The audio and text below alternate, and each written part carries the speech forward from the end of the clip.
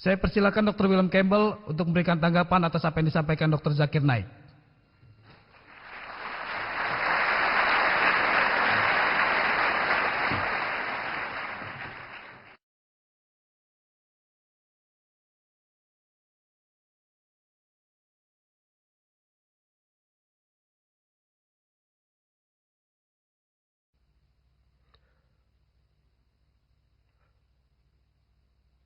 Dr. Naik telah menyampaikan beberapa permasalahan yang serius. Saya tidak sependapat dengannya mengenai Al-Quran dalam hal periode alaqah dan mudghah. Saya masih berpendapat ini adalah masalah serius. Namun itu adalah pendapat kami masing-masing. Jadi setiap orang akan pulang dan memikirkannya sendiri di rumah. Dia berkata, dia belum bertemu seorang pun yang menjalani tes racun. Saya tidak dapat menunjukkan orang itu.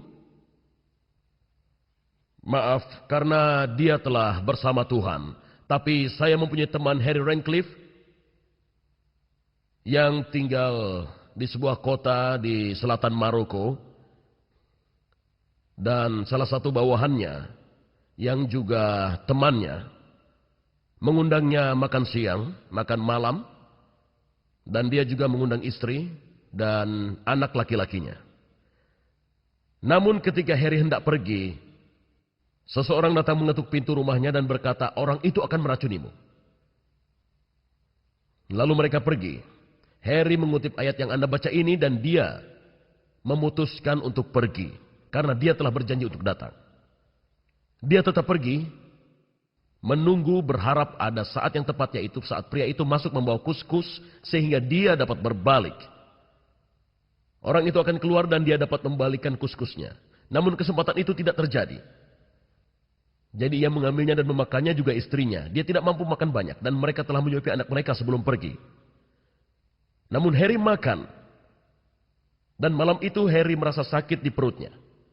Dan dia mengeluarkan darah, tapi dia selamat.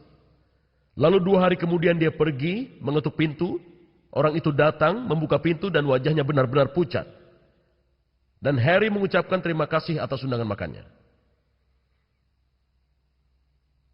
Jadi saya pikir saya akan menceritakan pada Anda contoh ini saja.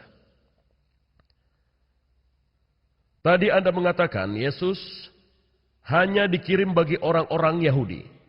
Hanya untuk orang Yahudi dan tidak untuk non-Yahudi. Nah, Quran sendiri membicarakan tentang Maria. Yang berkata, saya tidak mengenal pria manapun dalam surat nomor 19 ayat 21. Dan kemudian dikatakan kalau Yesus adalah tanda bagi pria dan rahmat dari kami.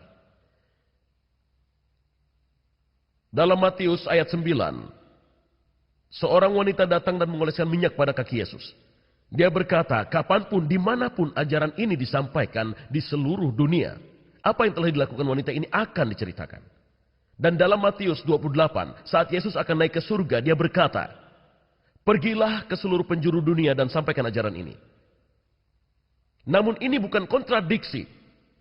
Dia memang mengatakan pada murid-muridnya, pergilah hanya ke orang-orang Yahudi. Karena orang-orang Yahudilah yang diberikan rahmat. Ada cerita dalam Injil. Tidak boleh menggunakan kata cerita. Saya kira itu adalah sejarah. Di mana Yesus tiba di sebuah pohon ara. Dan pohon ara itu tidak pernah berbuah 3 tahun terakhir. Dan kemudian si pemilik berkata, haruskah aku siram dengan air mataku? Dan jawaban Yesus adalah, tidak. Tunggulah 1 tahun lagi dan pohon ini akan subur dan lihat apakah akan berbuah. Ini merupakan perumpamaan tentang Israel. Dia telah menyampaikan ajarannya selama 3 tahun dan akan terus mengajarkannya. Tetapi kemudian ada perumpamaan lain dan dia berkata, baiklah. Rahmat ini akan diambil darimu dan diberikan pada orang non-Yahudi.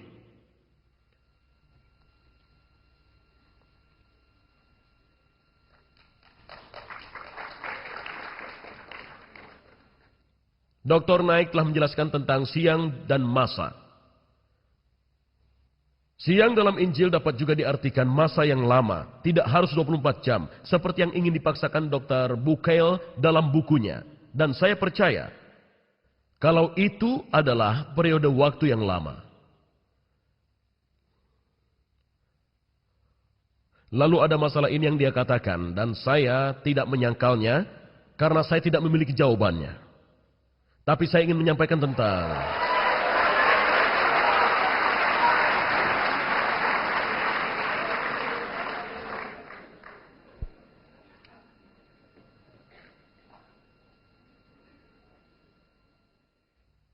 dia membicarakan tentang dua macam air, air manis dan juga air asin. Saya tidak sependapat mengenai hal ini. Al-Quran mengatakan, Tuhan telah menciptakan dua rintangan, dua jenis air mengalir, saling bertemu, dan di antara mereka ada rintangan yang tidak dapat dilewati. Lalu yang mana dari kesukaan Tuhan yang akan kamu sangkal? Kata yang artinya rintangan di sini adalah barzak, yang artinya interval, atau jarak, atau istirahat, atau balok, atau halangan, atau genting tanah. Penjelasan yang sama diberikan oleh ayat Al-Furqan, ayat 53. Dialah yang telah menciptakan dua macam air, yang satu enak dan manis, dan yang satunya lagi asin dan pahit. Dan dia membuat penghalang di antara keduanya, dan pemisah yang tidak bisa dilewati. Phrase atau rintangan yang tidak bisa dilewati menunjukkan dua kata dari akar yang sama. Hal ini pada bahasa Arab untuk menekankan atau menganggap benar apapun yang dibicarakan. Kata hijr yang berarti tidak boleh, terhalang, terlarang, semua itu kata yang sangat kuat. Dan kata kedua yang merupakan partisip terakhir dari kata kerja mempunyai makna yang sama. Karena kata itu bersifat harfiah, seseorang mungkin akan menerjemahkannya seperti ini. Tuhan membuat diantaranya halangan dan melarang terlarang. Dr. Bukil menyampaikan hal ini secara singkat. Dan kemudian dia berkata, walaupun pada akhirnya dia mengakui hal ini rupanya terlalu sulit untuk diamati. Dan seorang teman ilmuwan yang mengomentarinya berkata, sangat mungkin air asin dan air tawar secara fisik terpisah. Unsur yang terdapat di sungai menggantikan air laut, namun tidak ada penghalang. Secara termodinamika, proses pencampurannya bersifat spontan, cepat dan dipengaruhi entropi. Halangannya hanya dalil agama. Perlu waktu lama untuk benda sebanyak itu agar dapat bercampur. Saya sendiri memiliki contoh kecil mengenai hal ini. Saya mempunyai teman di Tunisia dan dia dulunya suka berburu gurita. Jadi saya pergi ke sana sekali. Dan memang benar bahwa di Tunisia ada sebuah sungai kecil di mana keadaan air sungai itu di permukaan sungai dingin, sementara di bawahnya air itu panas. Saya berpikir bagaimana ini mungkin terjadi, bagian atas dingin dan bagian bawah panas. Lalu saya baru sadar, air yang dingin itu datangnya dari luar sungai dan air asin itu sangat berat. Jadi air asin ada di dasar dan air yang ringan dingin ada di permukaan. Jadi begitu. Namun benarkah tidak ada penghalang?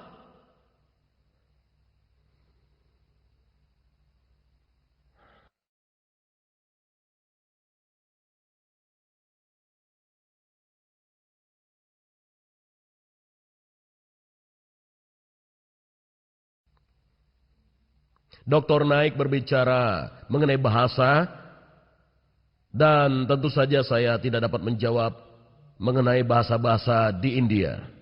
Bahkan saya tidak dapat menjawab mengenai bahasa-bahasa orang India di Amerika.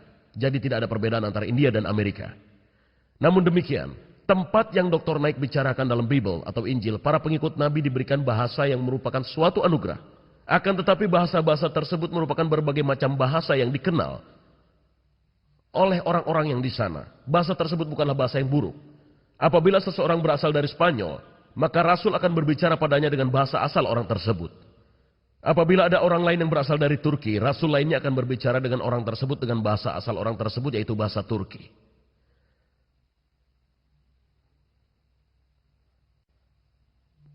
Saya akan menyampaikan hal berikutnya yang telah saya siapkan sebelumnya, dan membicarakan mengenai saksi-saksi. Dalam Deuteronomi Tuhan berkata pada Musa, cara untuk mengetahui nabi yang asli adalah apakah ramalannya menjadi kenyataan. Misalnya Elijah, dalam Al-Quran dipanggil Ilyas. Ia pergi menemui raja dan berkata padanya, tidak akan turun hujan. Hingga aku mengatakannya demikian dan kemudian selama 6 bulan tidak turun hujan. 1 tahun tidak turun hujan. Bahkan di Tunisia dalam setahun penuh tidak turun hujan. Kemudian Elijah pergi menemui raja dan berkata, kita akan bertanding. Dan mereka pun pergi ke Gunung Karmel dan melakukan pertandingan tersebut. Dan sang raja pun kalah. Dalam Al-Quran disebutkan bahwa Ilyas telah memperoleh sebuah kemenangan yang indah. Namun kemudian Ilyas berlutut pada raja dan Ilyas berdoa memohon hujan dan hujan pun turun. Elijah adalah saksi pertama ketika ia berkata tidak akan turun hujan hingga aku mengatakannya demikian.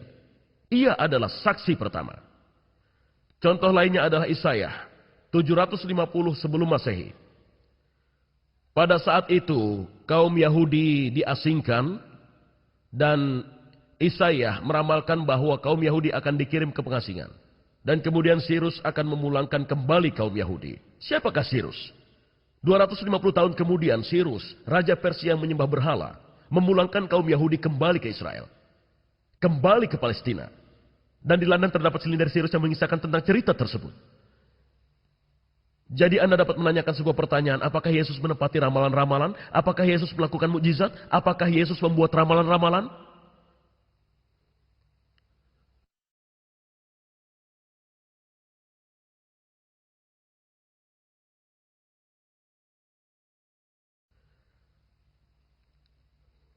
Kita akan melakukan penelitian matematis pada ramalan-ramalan yang disebut teori probabilitas atau peluang.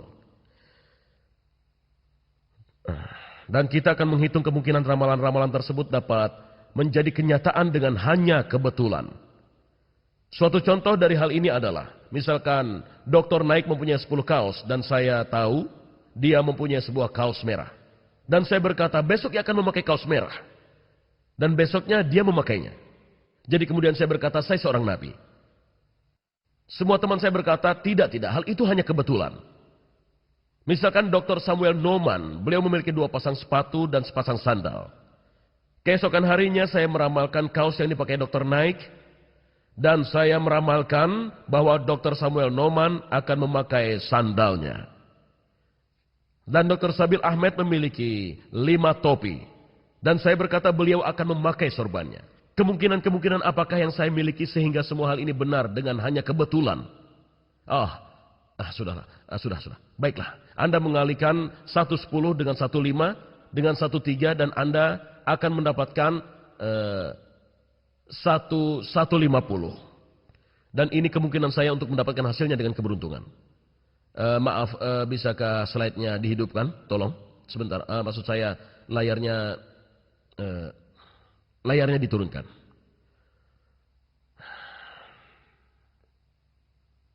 Baiklah, waktu terus berjalan dan kita akan membahas tentang 10 ramalan. Dan kemudian satu lagi yang tidak akan kita hitung karena kita ingin membuktikannya.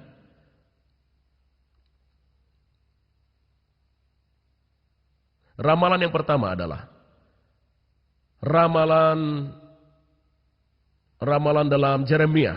Ramalan dalam Jeremia pada 600 sebelum Masehi bahwa Mesias haruslah berasal dari keturunan David. Hari-hari itu datang, kata Tuhan, ketika aku akan mengangkat seorang teman yang adil bagi David. Seorang raja yang akan memerintah dengan bijaksana dan melaksanakan apa yang adil dan benar di negeri tersebut, dan ia akan dipanggil Raja Yehowa atau keadilan. Dan kenyataannya terjadi pada bulan ke-6, malaikat Gabriel diutus Tuhan kepada Mary. Malaikat Gabriel pun berkata kepadanya, janganlah takut Mary, lihatlah, engkau akan mengandung dan melahirkan seorang anak laki-laki. Dia akan dipanggil Yesus, dia akan menjadi hebat dan akan disebut putra dari yang maha tinggi. Dan Tuhan akan memberikannya tahta ayahnya David dan kerajaannya akan abadi. Dan malaikat Gabriel berkata pada Mary, yaitu Roh Kudus akan datang padamu dan kekuatan dari yang maha tinggi akan melindungimu. Maka anak yang akan lahir nanti akan disebut kudus atau suci. Ketika David adalah yang pertama, dia hanya berasal dari keluarga yang kecil.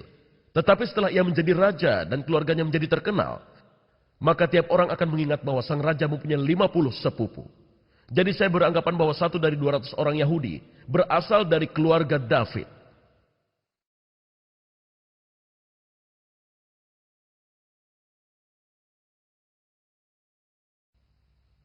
Ramalan yang kedua adalah pemimpin abadi akan dilahirkan di Bethlehem. Mikah pada 750 sebelum Masehi. Tetapi engkau wahai Bethlehem, Efrata, hai yang terkecil di antara kaum Judah, daripadamu akan bangkit bagiku seseorang yang akan memerintah Israel, yang permulaannya sudah sejak purbakala. Dan kenyataannya meskipun Yosef dan Mary tinggal di Nazaret karena perintah Kaisar Agustus, Yosef harus membawa Mary ke Bethlehem, kota kelahiran Yosef. Dalam kenyataannya disebutkan, dan Yosef juga pergi ke Galilea dari kota Nazaret ke Judea menuju ke kota David yang disebut Bethlehem, karena ia berasal dari rumah dan keturunan David. Dan ketika berasal di Bethlehem, Mary melahirkan anak laki-lakinya. Bagaimana peluang dilahirkan di Bethlehem? Sekitar 2 miliar orang dilahirkan di dunia. Sejak dari Mikah hingga sekarang, dan 7.000 orang tinggal di Bethlehem. Jadi satu orang dari tiap 280.000 orang dilahirkan di Bethlehem. Ramalan yang ketiga. Seorang utusan akan mempersiapkan jalan bagi Mesias. Tugas ini dilaksanakan oleh Melehi dalam bab nomor 3 ayat 1 pada 400 sebelum Masehi. Lihatlah aku menyuruh utusanku supaya ia mempersiapkan di hadapanku. Dengan mendadak Tuhan yang kau cari itu akan masuk ke baitnya. Malaikat perjanjian yang kamu kehendaki itu, sesungguhnya ia datang. Firman Tuhan semesta alam. Kenyataannya, pada keesokan harinya, John the Baptist, Yahya bin Zakaria melihat Yesus datang kepadanya dan berkata, lihatlah anak domba Allah yang akan menghapus dosa dunia. Dialah yang kumaksud ketika kukatakan, kemudian daripadaku akan datang seseorang yang telah mendahuliku, sebab dia telah ada sebelum aku. Dan di Al-Quran juga ada, yaitu di surat Ali Imran ayat 39-45. Ketika surat itu menyebutkan bahwa Yahya akan datang menyaksikan kebenaran firman Tuhan, yang namanya adalah Yesus Kristus, putra dari Mary. Berapa banyak pemimpin yang memiliki seorang pendahulu? Memang sulit disebutkan. Saya menetapkan 1 orang dari 1.000 orang adalah pemimpin yang memiliki pendahulu.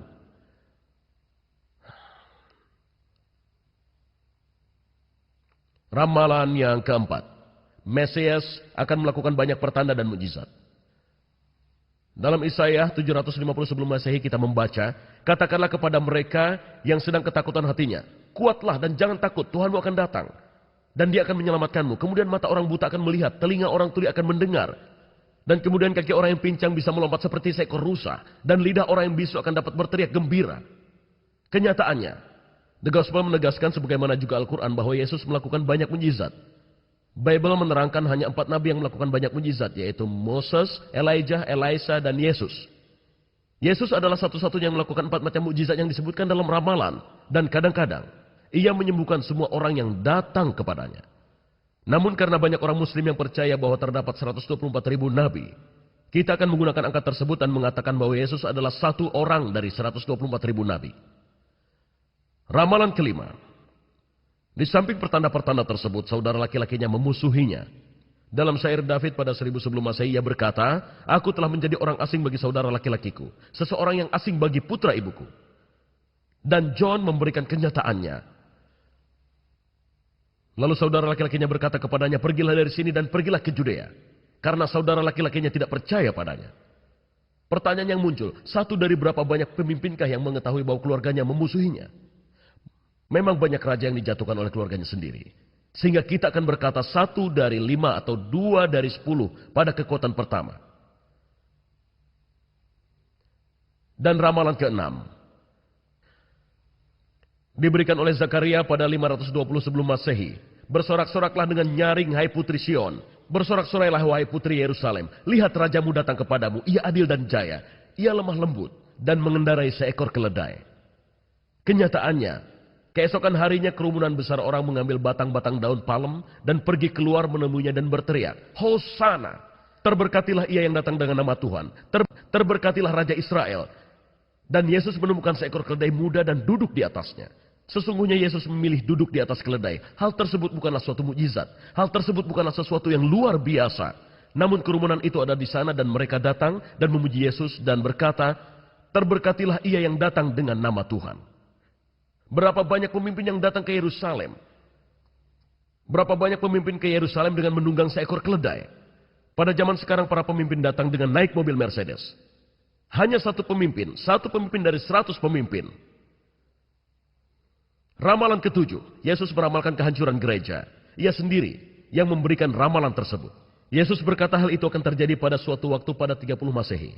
Pada saat Yesus keluar dari gereja, salah seorang pengikutnya berkata padanya, "Guru, lihat, betapa itu bebatuan yang indah dan betapa bangunan-bangunan yang indah."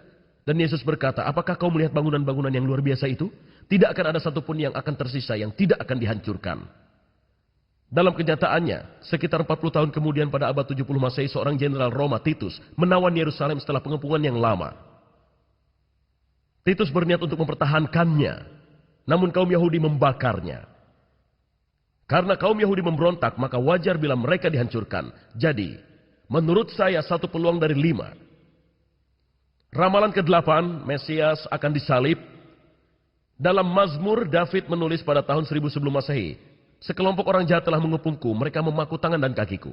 Namun Yesus, David, tidak meninggal seperti itu. Ia meninggal di tempat tidurnya. Tangan dan kakinya tidak dipaku. Lukas memberitahu kita kenyataannya. Ketika mereka datang ke tempat yang disebut The School, mereka menyalib Yesus bersama dengan para penjahat. Satu orang di sebelah kanan Yesus dan seorang lagi di sebelah kirinya. Pertanyaan kita adalah, satu dari berapa banyak orang telah disalib? Menurut saya, 1 dari 10.000 orang. Ramalan ke-9, mereka akan membagi pakaian-pakaiannya dan mengundi jubahnya. Kembali ini adalah perkataan David. Mereka membagi pakaian-pakaianku di antara mereka dan mengundi jubahku. John memberitahu kenyataannya pada bab 19. Sesudah prajurit-prajurit itu menyalibkan Yesus, mereka mengambil pakaiannya, membaginya menjadi 4 bagian untuk tiap-tiap prajurit 1 bagian, dan jubahnya juga mereka ambil. Jubah itu tidak berjahit. Dari atas ke bawah hanya 1 tenunan saja. Janganlah kita membaginya menjadi beberapa potong, kita undi saja. Berapa banyak penjahat yang akan mendapat pakaian yang tidak dijahit itu? Anda dapat memutuskannya sendiri, namun menurut saya 1 dari 100.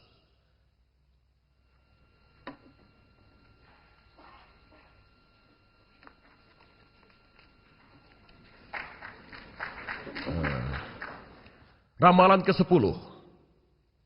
Meskipun tidak bersalah dalam kematiannya, ia akan dikelompokkan dengan orang-orang jahat dan orang-orang kaya. Yesaya menyebutkan pada 750 sebelum Masehi, ia ditunjukkan sebuah kuburan dengan orang jahat dan orang kaya dalam kematiannya. Meskipun ia tidak pernah melakukan kejahatan ataupun kebohongan apapun dalam kehidupannya, ia dikelompokkan dengan orang-orang durhaka. Matius memberitahukan kenyataannya. Mereka menyalib 2 perampok bersama dengannya. Ketika senja mulai datang, datanglah seorang kaya dari Arimatea yang bernama Yosef, seorang pengikut Yesus. Dia hendak menuju Pilate. Yosef meminta jasad Yesus. Yosef membungkusnya dengan kain linen yang bersih dan menguburkannya dalam kuburannya sendiri. Berapa banyakkah penjahat yang telah dieksekusi dan ternyata tidak bersalah? Menurut saya itu sangat banyak sekali. Menurut saya 1 dari 100 orang. Sehingga menjadikannya 1 dari 1000 orang. Akhirnya, ramalan tersebut setelah meninggal, Yesus akan bangkit kembali dari kematian. Kembali dalam Yesaya disebutkan, karena diputus dari tanah kehidupan ia meninggal, dan meskipun Tuhan membuat hidupnya sebagai tumbal kesalahan, ia akan melihat keturunannya dan memperpanjang hari-harinya. Jadi ada sebuah ramalan bahwa Yesus akan hidup kembali. Lukas memberitahu kita, Yesus sendiri berdiri di antara mereka dan berkata, "Damai menyertaimu." Dan kemudian Paul memberitahu kita sebuah ringkasan cerita dalam Korintus 1 ayat 15, bahwa Yesus menampakkan diri pada Peter dan kemudian pada ke-12 rasul. Dan setelah itu Yesus menampakkan dirinya pada lebih dari 500 orang saudara laki-lakinya pada saat bersamaan. Kebanyakan dari mereka masih hidup. Kemudian pada James, saudari tiri Yesus, lalu pada semua rasul. Hal tersebut bukanlah sesuatu yang dapat Anda nilai. Jadi sekarang kita akan melihat pada perhitungannya. 1 orang dari berapa banyak orangkah di seluruh dunia yang akan menepati ke-10 ramalan tersebut? Pertanyaan ini dapat kita jawab dengan mengalihkan semua perhitungan kita. Saya tidak punya waktu untuk membacakan semuanya, tetapi jawabannya adalah 1 peluang dalam 2 kali. 2,78 kali 10 hingga 28. 28 zeros. Mari kita sederhanakan dengan mengurangi angka tersebut dengan menyebutnya menjadi 1 kali 10 hingga 28. Informasi terbaik yang tersedia dalam hal jumlah manusia yang pernah hidup menjadi sekitar 88 miliar. Kita menyebutnya 1 kali 10 hingga 11. Dengan membagi kedua angka tersebut, kita menemukan bahwa peluang seseorang yang mungkin masih hidup hingga masa sekarang dan memenuhi ke-10 ramalan hanya dapat keberuntungan adalah 1 dari 10 hingga 17. Yang dituliskan sebagai berikut dengan 17 zeros. Marilah kita coba dan bayangkan hal ini. Apabila Anda mengambil contoh negara bagian Texas, dan Anda mengubur koin-koin dolar dengan kedalaman 1 meter, kedalaman 3 kaki, beberapa dolar, dan 1 koin ditandai secara elektronis. Dan kemudian saya berkata, pergilah ke negara bagian Texas dan ambillah koin yang benar. Ini adalah kesempatan Anda untuk mengambil koin yang benar secara kebetulan. Dengan kata lain, tidak ada peluang.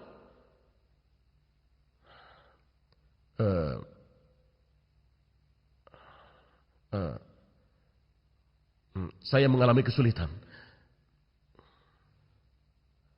Terdapat banyak lagi ramalan-ramalan. Semuanya menunjukkan Nabi David dan Isaiah adalah saksi pertama. Tuhan yang menyebabkan ramalan tersebut menjadi kenyataan adalah saksi kedua. Dan Tuhan pula lah yang menyebabkan para pengikut Yesus mencatat hal tersebut. Semua bukti bahwa Bible adalah benar dan berasal dari Yehovah Elohim. The Gospel menyebutkan bahwa Yesus datang dari Tuhan dan membayar hukuman atas dosa-dosa kita. Ini merupakan kabar yang baik. Al-Quran memberi kabar yang berat. Surat An-Nahl 16 ayat 61 menyebutkan, bila Allah ingin menghukum manusia karena kezalimannya, niscaya tidak akan ditinggalkannya di muka bumi sesuatu dari makhluk melata pun. Masalahnya adalah Al-Quran menegaskan dengan sangat jelas bahwa bagi mereka yang telah melakukan upaya terbaik, mereka akan dijanjikan dengan kata semoga. Dalam surat Al-Qasas disebutkan, adapun orang yang bertaubat dan beriman serta mengerjakan amal yang saleh, semoga asahan. Dia termasuk orang-orang yang beruntung. Dalam At-Tahrim disebutkan, hai orang-orang yang beriman, bertaubatlah kepada Allah dengan taubat yang semurni-murninya. Mudah-mudahan Allah akan menghapus kesalahan-kesalahanmu itu. Dalam surat At-Taubah disebutkan, hanyalah yang memakmurkan masjid-masjid Allah ialah orang-orang yang beriman kepada Allah dan hari kemudian, serta tetap mendirikan sholat, menunaikan zakat dan tidak takut kepada siapapun selain Allah, maka merekalah orang-orang yang diharapkan termasuk golongan orang-orang yang mendapat petunjuk. Pada akhir yang benar-benar sunyi, apabila seseorang tidak beriman, maka ia tentu akan masuk neraka. Namun bila ia benar-benar beriman, pada hari pengadilan ia akan berdiri sendiri di hadapan Allah. Tidak ada perantara ataupun teman. Dan ia hanya dapat berharap bahwa semoga ia tergolong dalam golongan orang-orang yang diberkati. Hal ini merupakan kabar yang berat. Di mana dalam kamus ini bila diterjemahkan as-sahan, hal itu mungkin, hal itu bisa saja, hal itu mungkin saja, barangkali. Dalam kamus Oxford Inggris Arab, semoga diterjemahkan sebagai as-sahan. Hal tersebut mungkin tetapi berat. Di sisi lain, the gospel memberikan satu kabar yang bagus. Yesus berkata, aku tidak akan datang untuk dilayani, tetapi untuk melayani, untuk memberikan hidupku sebagai tebusan bagi orang yang banyak. Ayat lain dari Paulus sang Rasul menyebutkan, bila engkau mengakui dengan mulutmu bahwa Yesus adalah Raja, dan percaya dalam hatimu bahwa Tuhan membangkitkannya dari kematian, engkau akan langsung diselamatkan. Begitulah.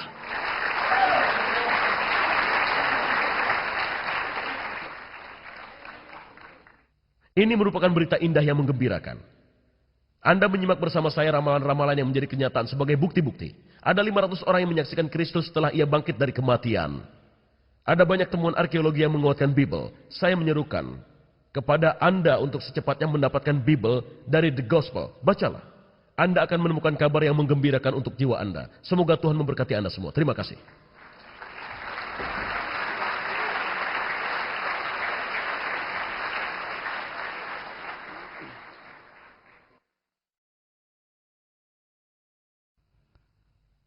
Kepada Dr. Zakir Naik, saya persilakan untuk memberikan tanggapan atas apa yang dikatakan Dr. William Campbell.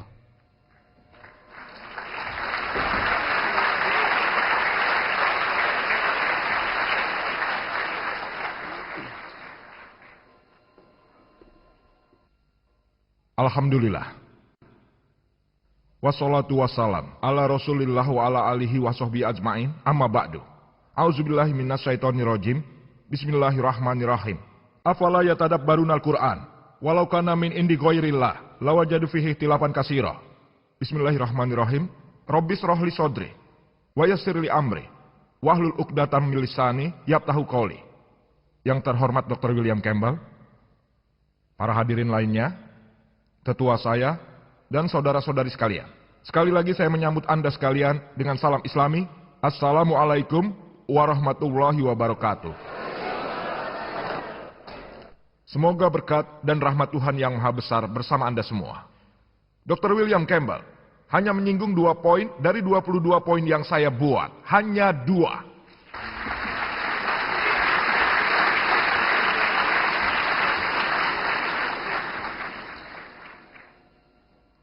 Hal pertama yang disampaikannya adalah beliau berpendapat bahwa hari-hari yang disebutkan dalam Injil, dia menanggapnya sebagai periode panjang. Saya telah katakan dalam pidato saya, yaitu bila Anda menganggap hari-hari sebagai periode-periode panjang seperti Al-Quran, Anda hanya menyelesaikan 2 permasalahan. Masalah 6 hari penciptaan. Hari pertama terciptalah matahari dan hari ketiga terciptalah bumi. 4 masalah yang ada masih tersisa. Sehingga Dr. William Campbell cenderung berkata hari-hari adalah periode-periode panjang. Dari 6 dia hanya menyelesaikan 2 kesalahan ilmiah. 4 masalah masih tersisa mengenai penciptaan alam, beliau setuju. Itu bagus. Beliau mengatakan hal tersebut sulit untuk dijawab. Hal kedua yang disinggung adalah mengenai tes ilmiah dari Mark. Bab nomor 16, ayat 17 dan 18. Dia berkata, salah seorang temannya yang bernama Hari, apapun namanya dulu, di Maroko, ia makan kuskus. Injil menyebutnya, versi Raja James atau versi internasional baru yang Dr. William maksud, minum racun mematikan, bukan makan, minum.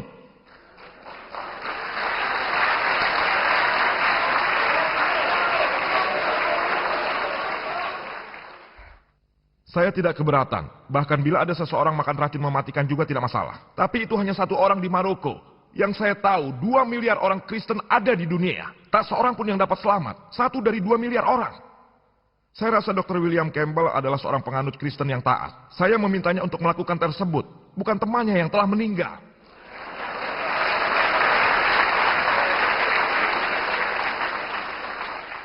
Beliau mengatakan bahwa darah keluar dari mulut. Dr. William Campbell, bahkan saya sangat tahu, sebagai seorang dokter medis yang sering menangani keracunan, dan kami menyembuhkan banyak orang keracunan. Jadi alangkah hebatnya tes itu, bahwa Anda dapat sembuh dan melakukan semua hal tersebut. Dan Anda masih dapat berbicara dalam bahasa asing. Dr. William Campbell tidak tahu, bahwa dalam Injil Markus pada bab ke-16, orang-orang di sana berbicara dalam bahasa yang mereka kenal. Dan bahasa aneh. Dr. William Campbell tidak tahu bahwa ada orang India di luar sana. Tentu orang tahu Gujarati, Marathi. Bahkan saya pun tahu. Bila saya tanya Suceh, misalkan bila saya bertanya pada Anda, dengan suatu bahasa tertentu, Nirkut Tamil, tidak ada jawaban. Bahasa asing Nirkut, ada orang yang tahu Tamil atau Malalayam? Ada? Ya, itu bagus. Apakah Anda seorang penganut Kristen? Tidak, saya tidak bertanya pada orang di sana. Anda seorang Muslim? Ini menjadi sebuah tes yang harus dilewati para penganut Kristen. Ada banyak orang di luar sana yang mengetahui bahasa-bahasa asing. Misalnya, what's your name? How are you? Kaifa haluka dalam bahasa Arab yang Anda ketahui. Bahasa-bahasa baru yang tidak Anda ketahui. Dan Anda telah membuktikan hal yang saya kemukakan. Tapi saya belum menemukan 1 orang pun Kristen yang lolos dari tes di hadapan saya. Tak seorang pun dari ribuan. Bahkan sekarang bertambah menjadi 1001 setelah saya bertemu dengan Dr. William Campbell. Yang hanya menyinggung 2 poin. Dr. Campbell tidak menanggapi 22 poin bahasan saya. Dan beliau sudah mulai berbicara mengenai ramalan. Sebenarnya, apa hubungan ramalan dan ilmu pengetahuan dalam Injil? Bila ramalan adalah tes itu. Bila ramalan tes itu, maka buku Nostradamus seharusnya menjadi buku terbaik. Menjadi buku terbaik yang disebut firman Tuhan. Itu benar. Ia bicara teori probabilitas. Bagaimana Anda menganalisa dengan Al-Quran dengan fakta-fakta ilmiah berdasarkan pada video kaset saya. Apakah Al-Quran merupakan firman Tuhan yang tersedia di hall? Saya telah buktikan secara ilmiah bagaimana Anda dapat menggunakan teori itu. Dr. William Campbell menggunakan dengan basis ramalan. Bila saya mau, saya dapat mencoba dan membuktikan ramalan tersebut salah. Tapi saya tidak mau, saya menerima apa adanya demi argumen. Bahkan apapun ramalan-ramalan yang dikatakannya adalah benar, demi argumen. Namun bila tak satu pun ramalan menjadi kenyataan, maka seluruh Injil tidak dapat dibenarkan sebagai firman Tuhan. Saya akan memberikan daftarnya. Misalnya apabila Anda membaca Kejadian bab nomor 4 ayat 12 menyebutkan, Tuhan memberimu kain, kau tidak akan pernah bisa menetap, kau akan menjadi pengembara. Sedangkan dalam bab nomor 4 ayat 17 menyatakan, Kain mendirikan sebuah kota, ramalan yang tidak menjadi kenyataan.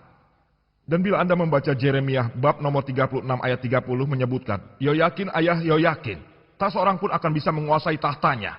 Tahta David, tak seorang pun bisa menguasainya. Apabila Anda membaca Raja-Raja 2 bab nomor 24 ayat 6, menyebutkan bahwa Yoyakin setelah ia meninggal, kemudian Yoyakin menggantikan menjadi raja. Ramalan yang tidak menjadi kenyataan, satu bukti untuk membuktikan bahwa Injil bukan firman Tuhan. Ada bukti lain. Jika Anda membaca Yehezkiel bab nomor 26 menyebutkan, Nebukadnezar akan menghancurkan Tyre. Kita kemudian tahu bahwa Alexander Agung adalah orang yang menghancurkan Tyre. Ramalan yang tidak menjadi kenyataan. Yesaya bab nomor 7 ayat 14 menyebutkan, meramalkan tentang kedatangan seseorang yang akan lahir dari seorang perawan. Namanya adalah Immanuel. Mereka menyebutnya orang Kristen mengacu pada Yesus Kristus yang lahir dari seorang perawan. Kata dalam bahasa Yunani yang ditemukan adalah amlah, yang berarti bukan seorang perawan. Seorang perempuan muda. Kata perawan dalam bahasa Yunani adalah baitullah, yang ternyata tidak ditemukan dalam Injil. Tapi bila Anda setuju, itu tidak masalah buat kami. Disebutkan pula ia dipanggil Immanuel. Tidak ada dalam Injil yang menyebut bahwa Yesus Kristus dipanggil sebagai Immanuel. Ramalan yang tidak terbukti. Saya dapat memberikan lagi banyak bukti yang tidak memberikan kenyataan. Saya telah memberikan beberapa di antara bukti-bukti tersebut berdasarkan teori Anda. Teori probabilitas atau peluang. Bahwa Injil bukan firman Tuhan.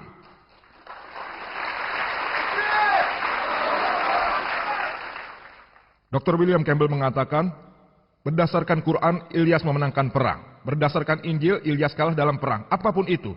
Bukan berarti bahwa Injil benar dan Al-Quran salah. Bila ada yang berbeda antara Injil dan Al-Quran, lalu diasumsikan Injil merupakan firman Tuhan. Apabila keduanya dianalisa, bisa saja Quran benar dan Injil salah. Bisa Injil benar dan Al-Quran salah. Bisa saja keduanya salah. Atau bisa saja keduanya benar. Kalau kita harus menganalisa siapa sebenarnya yang salah, maka Anda harus menggunakan sumber ketiga dari luar yang benar-benar otentik. Hanya karena Injil menyebutkan Ilyas kalah dan Quran menyebutkan Ilyas menang, lalu Quran dianggap salah. Hal ini tidak logis. Dr. William Campbell. Selain menanggapi kesalahan ilmiah yang telah saya sebutkan, saya akan bahas hal-hal yang tidak bisa dijelaskan karena kurangnya waktu. Ada sekitar 6 atau 7 poin yang beliau singgung dalam pidatonya yang insya Allah akan saya beri tanggapan. Beliau berkata bahwa Quran menyebutkan, menurut saya, dan beliau menunjukkan kaset rekaman saya berdasarkan saudara Sabri Ali, bahwa cahaya bulan adalah cahaya pantulan. Dan beliau bilang tidak seperti itu.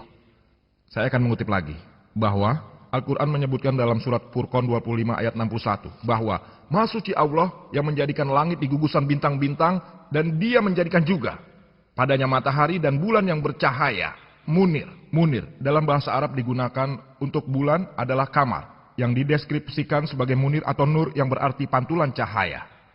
Kata dalam bahasa Arab yang digunakan untuk matahari adalah syam, yang selalu dideskripsikan sebagai wahad.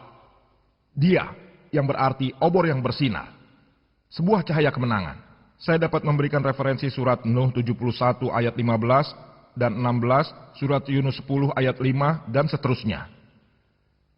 Beliau berkata bahwa bila itu berarti pantulan cahaya, dan dia mengutip Al-Quran lagi, surat An-Nur 24 ayat 35 dan 36, bahwa Allah Subhanahu wa Ta'ala adalah Nurus Samawati wal Ard, pemberi cahaya kepada langit dan bumi. Bacalah ayat tersebut secara lengkap. Analisalah apa yang disebutkannya. Allah adalah cahaya. Nur disebutkan Allah adalah pemberi cahaya kepada langit dan bumi. Ini merupakan sebuah perumpamaan.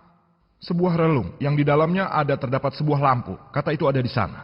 Jadi Allah telah memiliki cahaya sendiri dan bahkan pantulan cahaya. Seperti pada saat Anda melihat lampu halogen.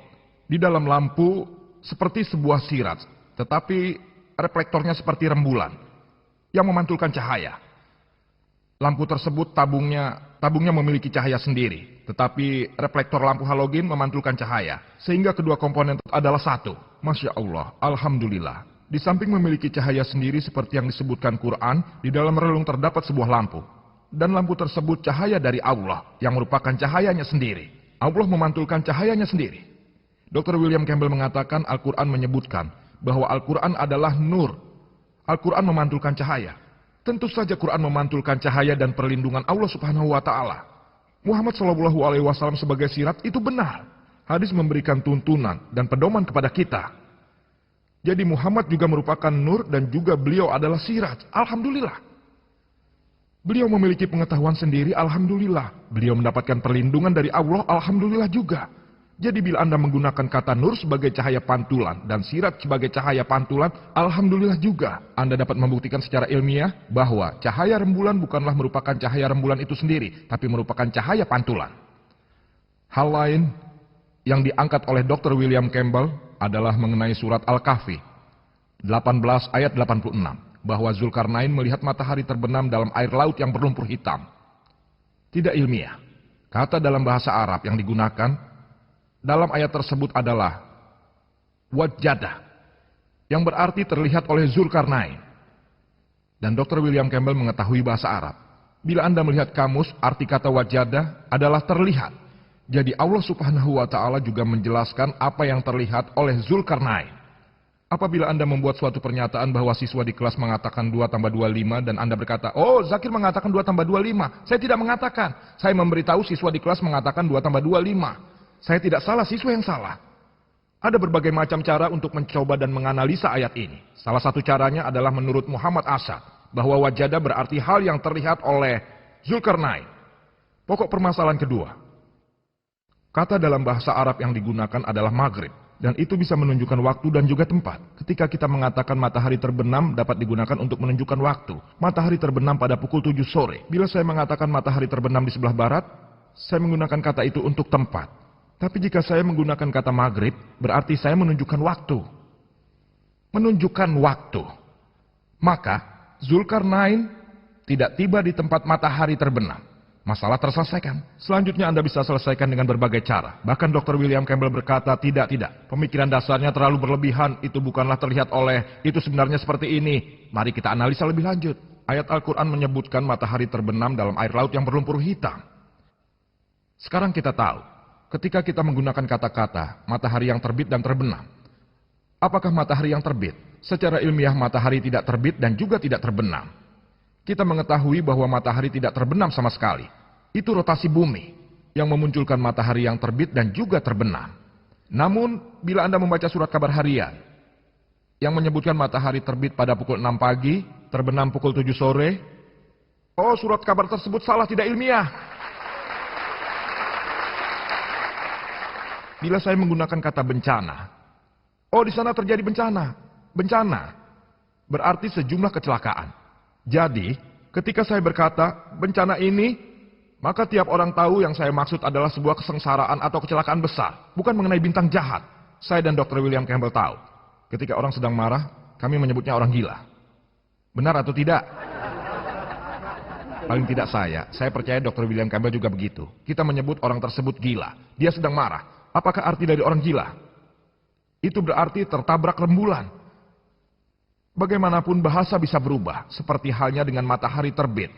Sebenarnya hal itu hanya merupakan penggunaan kata-kata. Allah juga memberikan perlindungan kepada umat manusia. Ia juga menggunakannya bahwa kita memahami. Jadi itu hanya matahari yang terbenam, bukan karena matahari yang benar-benar terbenam.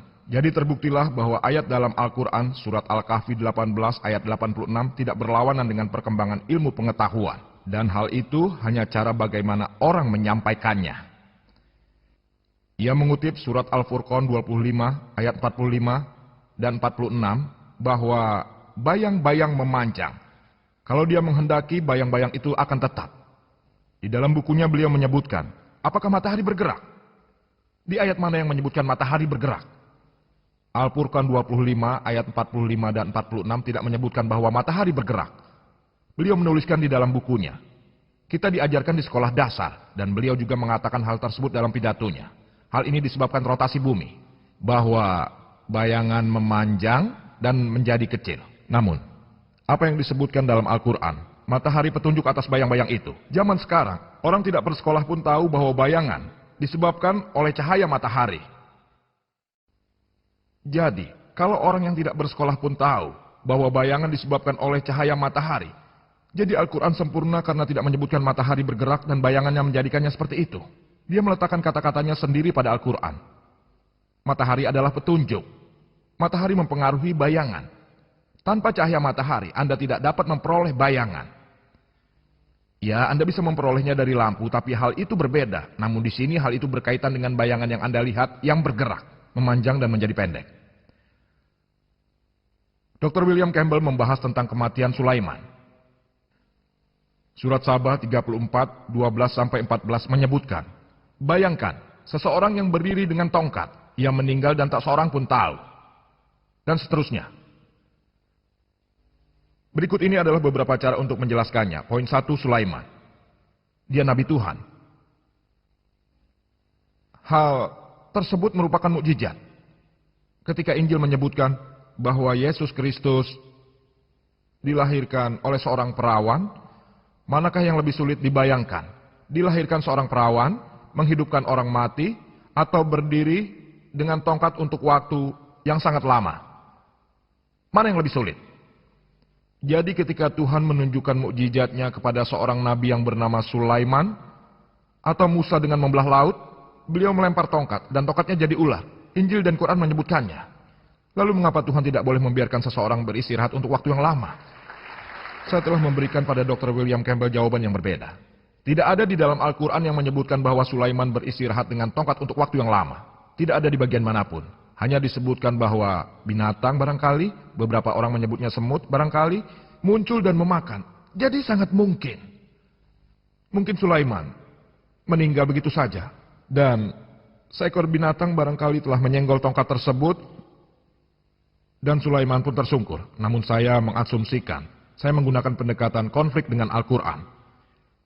Saya tidak peduli apakah Anda menggunakan pendekatan konflik atau kesepakatan. Pada awal pidato saya mengutip surat An-Nisa 4 ayat 82. Afala yatadabbaruna al-Qur'an walau kana min indi ghairillah lawajadu fihi ikhtilafan katsira. Apakah mereka tidak memperhatikan Al-Qur'an? Jika Quran bukanlah sisi Allah, tentulah mereka mendapat pertentangan yang banyak di dalamnya. Tanpa peduli apakah Anda menggunakan pendekatan konflik atau pendekatan persetujuan. Bila logika Anda, apakah Anda tidak bisa menemukan satu ayat pun dari Al-Qur'an yang menyangkal atau satu ayat yang berlawanan dengan kepastian ilmu pengetahuan?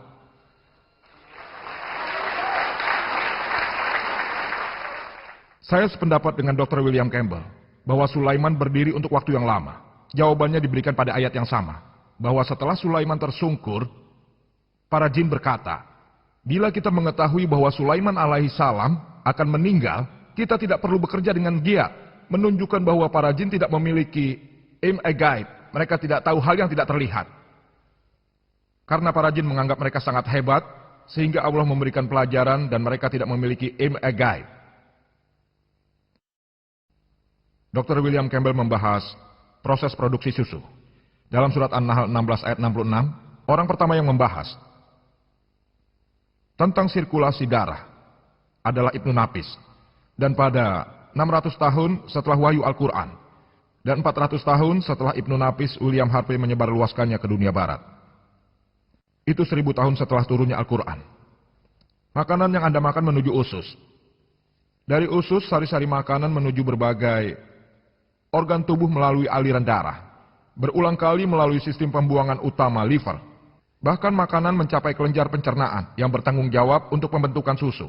Al-Quran memberikan informasi pengetahuan modern ini ke dalam sebuah inti surat An-Nahl 16 ayat 66. Sesungguhnya pada binatang ternak itu benar-benar terdapat sebuah pelajaran bagimu. Kami memberimu minuman daripada apa yang berada dalam perutnya, berupa susu yang bersih antara tahi dan darah.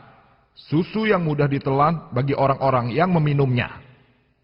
Alhamdulillah, apa yang baru saja kita tahu adalah ilmu pengetahuan 50 tahun yang lalu, 100 tahun lalu. Al-Quran memberikan informasi ini 1400 tahun yang lalu dan mengingatkannya kembali dalam surat Mu'minun 23 ayat 21. Dr. William Campbell mengangkat hal mengenai binatang-binatang yang hidup di lingkungan.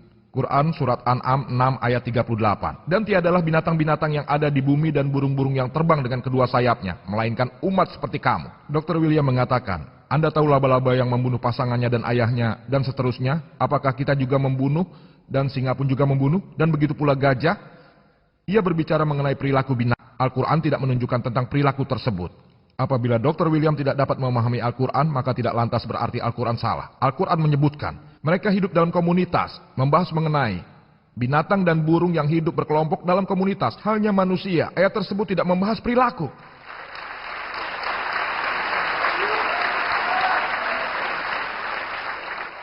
Pada zaman sekarang, ilmu pengetahuan memaparkan bahwa semua binatang, burung, dan makhluk hidup di dunia, mereka hidup dalam komunitas seperti manusia, yang berarti mereka hidup bersama-sama. Saya akan membahas embriologi dari poin 8 dan 9 seperti yang Dr. William Campbell kemukakan. Dan saya akan menjawabnya dengan lebih detail. Poin-poin yang dikemukakannya dalam embriologi selain satu poin yang saya sampaikan dalam pidato saya, beliau mengatakan dari perkembangan yang disebutkan oleh Hippocrates dan Galon, beliau menunjukkan beberapa slide. Hal yang harus dicatat, hanya karena seseorang mengatakan sesuatu yang sama dengan Al-Quran, tidak lantas berarti Al-Quran telah meniru hal tersebut. Misalkan saya membuat pernyataan, tapi pernyataan saya itu telah dikatakan oleh orang lain. Hal tersebut tidak lantas berarti saya telah menjiplak. Itu mungkin saja, tapi mungkin juga tidak. Menggunakan pendekatan konflik dengan Al-Quran, ya, ia menjiplak. Mari kita analisa. Al-Quran tidak mengambil hal-hal yang salah dari Hippocrates. Apabila ia ingin menjiplaknya, ia akan menjiplak semua. Hal ini logis, kecuali apabila ia seorang ilmuwan. Baiklah, ini benar. Oh, ini salah, saya tidak akan menjiplak. Ini benar, saya akan menjiplaknya. Semua tahapan Hippocrates dan Galon tidaklah sama dengan Al-Quran. Hippocrates tidak berbicara tentang lintas seperti substansi. Mereka tidak menyinggung mudghah sama sekali. Pada bagian manakah mereka membahas hal tersebut? Pada saat itu Hippocrates dan Galon mengatakan bahwa bahkan wanita mempunyai cairan semen. Siapa yang mengatakan itu? Injil mengatakan dalam Imamat nomor 12 ayat 1-2 bahwa wanita memberikan benih. Jadi Injillah yang menjiplak Hippocrates. Injil menyebutkan dalam Ayub bab nomor 10 ayat 9 dan 10 bahwa kami menciptakan manusia dari tanah liat seperti mencurahkan susu dan mengentalkan keju. Susu cair dan keju beku adalah jiplakan yang sama percis dari Hippocrates. Mengapa jiplakan? Karena hal itu bukan firman Tuhan dan tidak ilmiah. Hal tersebut disebutkan oleh Hippocrates dan Galon, orang Yunani, bahwa manusia diciptakan seperti keju beku. Injil menirunya persis. Namun Al-Quran, alhamdulillah. Dan bila Anda menganalisa dan membaca buku tentang embriologi, bahkan Dr. Kate Moore mengatakan bahwa Hippocrates dan orang lain seperti Galon dan sebagainya, mereka tidak memberikan banyak sumbangan dalam hal embriologi. Seperti halnya Aristoteles. Banyak yang benar dan banyak yang salah. Lebih lanjut beliau berkata pada abad pertengahan, atau pada zaman Arab, Al-Quran memberikan tambahan-tambahan. Lalu apabila hal tersebut dijiplak sama persis, mengapa dalam bukunya Dr. Kate Moore mengakui Al-Quran? Ia mengakui Aristoteles dan Hippocrates, namun disebut di sana banyak yang salah, yang tidak ia sebut. Hanya kitab suci Al-Quran. Ini bukti yang cukup bahwa Al-Quran tidak dijiplak dari bangsa Yunani. Anda akan memberitahu saya bahwa dunia berbentuk bulat, dijiplak dari bangsa Yunani. Saya tahu Pogorus, orang Yunani yang hidup pada abad 6 sebelum Masehi, yang percaya bahwa bumi berotasi. Mereka juga percaya bahwa matahari dipantulkan. Apabila Nabi Muhammad, nauzubillah, menjiplak, mengapa beliau tidak menjiplak? Mereka percaya matahari tidak bergerak. Mereka percaya matahari adalah pusat alam semesta. Jadi mengapa Muhammad menjiplak hal yang benar dan menghapus hal yang tidak benar? Ini bukti bahwa Nabi Muhammad, segala puji baginya, tidak menjiplak. Beliau lalu memberikan sebuah daftar bahwa dari Yunani ke Syria, Syria ke Arab, dan penelitian besar. Satu pernyataan dari Al-Quran cukup untuk membenarkan hal tersebut. Al-Quran menyebutkan dalam surat Al-Ankabut 29 ayat 48 bahwa kamu tidak pernah membaca sebelumnya sesuatu kitab pun, dan kamu tidak menulis sesuatu kitab dengan tangan kananmu. Andaikan pernah, benar-benar ragulah orang yang mengingkarimu. Nabi Muhammad adalah ummi. Beliau tidak dapat menulis dan membaca. Faktor sejarah tersebut cukup untuk membuktikan bahwa beliau tidak menjiplak dari manapun. Cukup.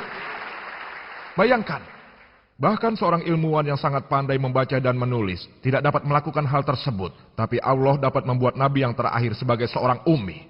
Seperti orang yang menulis buku yang bertentangan dengan Islam. Mereka tidak dapat membuka mulut mereka. Ada berbagai macam hal yang dapat saya bahas lagi mengenai Injil. Saya mematahkan argumen Dr. William yang bertentangan dengan Al-Quran. Alhamdulillah tidak ada satu poin pun. Al-Quran bertentangan dengan ilmu pengetahuan. Beliau belum menyinggung 22 poin yang saya kemukakan. Hanya 2 poin tapi tidak terbukti. Jadi semua 22 poin tersebut membuktikan bahwa Injil bertentangan dengan ilmu pengetahuan modern.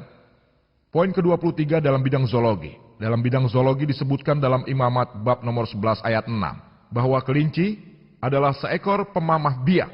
Kita tahu bahwa kelinci tidak memamah biak. Sebelum orang terkecoh dengan gerakan kelinci, sekarang kita tahu kelinci bukanlah seekor pemamah biak, atau pula mempunyai perut yang rumit. Disebutkan dalam Proverb bab nomor 6 ayat 7, bahwa semut tidak mempunyai pemimpin, rasa, ketua. Sekarang kita tahu bahwa semut adalah serangga yang sangat canggih. Mereka memiliki sebuah sistem kerja yang sangat bagus, di mana mereka memiliki pemimpin, ketua, dan pekerja. Oleh karena itulah Injil tidak ilmiah. Lebih lanjut disebut dalam Injil. Dalam Kejadian nomor 3 ayat 14 dan Yesaya 65 ayat 25 bahwa ular akan hidup debu. Tidak ada dalam buku geologi yang menyebutkan itu. Disebutkan dalam Imamat nomor 11 ayat 20. Di antara hal-hal yang menjijikkan, unggas yang berkaki 4. Beberapa ilmuwan mengatakan bahwa unggas adalah terjemahan yang salah dalam kata bahasa Yahudi uf. Versi Raja James berarti serangga atau makhluk bersayap. Dalam versi internasional baru disebut makhluk bersayap. Juga disebutkan semua serangga. Yang berkaki 4 adalah yang menjijikkan. Mereka menjijikkan bagi Anda. Saya ingin bertanya pada Dr. William Campbell. Serangga manakah yang berkaki 4? Bahkan seorang siswa SD yang baru lulus pun tahu bahwa serangga berkaki 6. Tidak ada burung, tidak ada unggas, tidak ada serangga di dunia ini yang memiliki 4 kaki. Selanjutnya terdapat binatang mitos dan binatang ajaib yang disebutkan dalam Injil. Seolah mereka benar-benar ada. Contohnya unicorn. Hal ini disebut dalam kitab Yesaya bab 34 ayat 7. Seakan hewan ini benar-benar ada. Tapi di dalam kamus, hewan ini digambarkan sebagai hewan dengan tubuh kuda dan juga bertanduk, yang merupakan sebuah mitos. Waktu saya habis, saya ingin menyampaikan permintaan maaf bila telah melukai perasaan orang Kristen. Itu bukan maksud saya. Ini hanya tanggapan terhadap buku Dr. William Campbell untuk membuktikan bahwa Al-Quran tidak bertentangan dengan ilmu pengetahuan. Dan Injil meskipun ada bagian yang kita perhatikan mungkin merupakan firman Tuhan, lengkapnya bukan firman Tuhan. Saya ingin mengakhiri pidato saya dengan kutipan dari Al-Quran yang agung dalam surat Al-Isra 17 ayat 81. Wa qul jal haqqu wa jahaqal batil. Innal batila kana zahuqa. Katakanlah yang benar telah datang dan yang batil telah lenyap. Sesungguhnya yang batil sesuatu yang pasti lenyap. Wa akhiru dawana anil hamdulillahi rabbil alamin.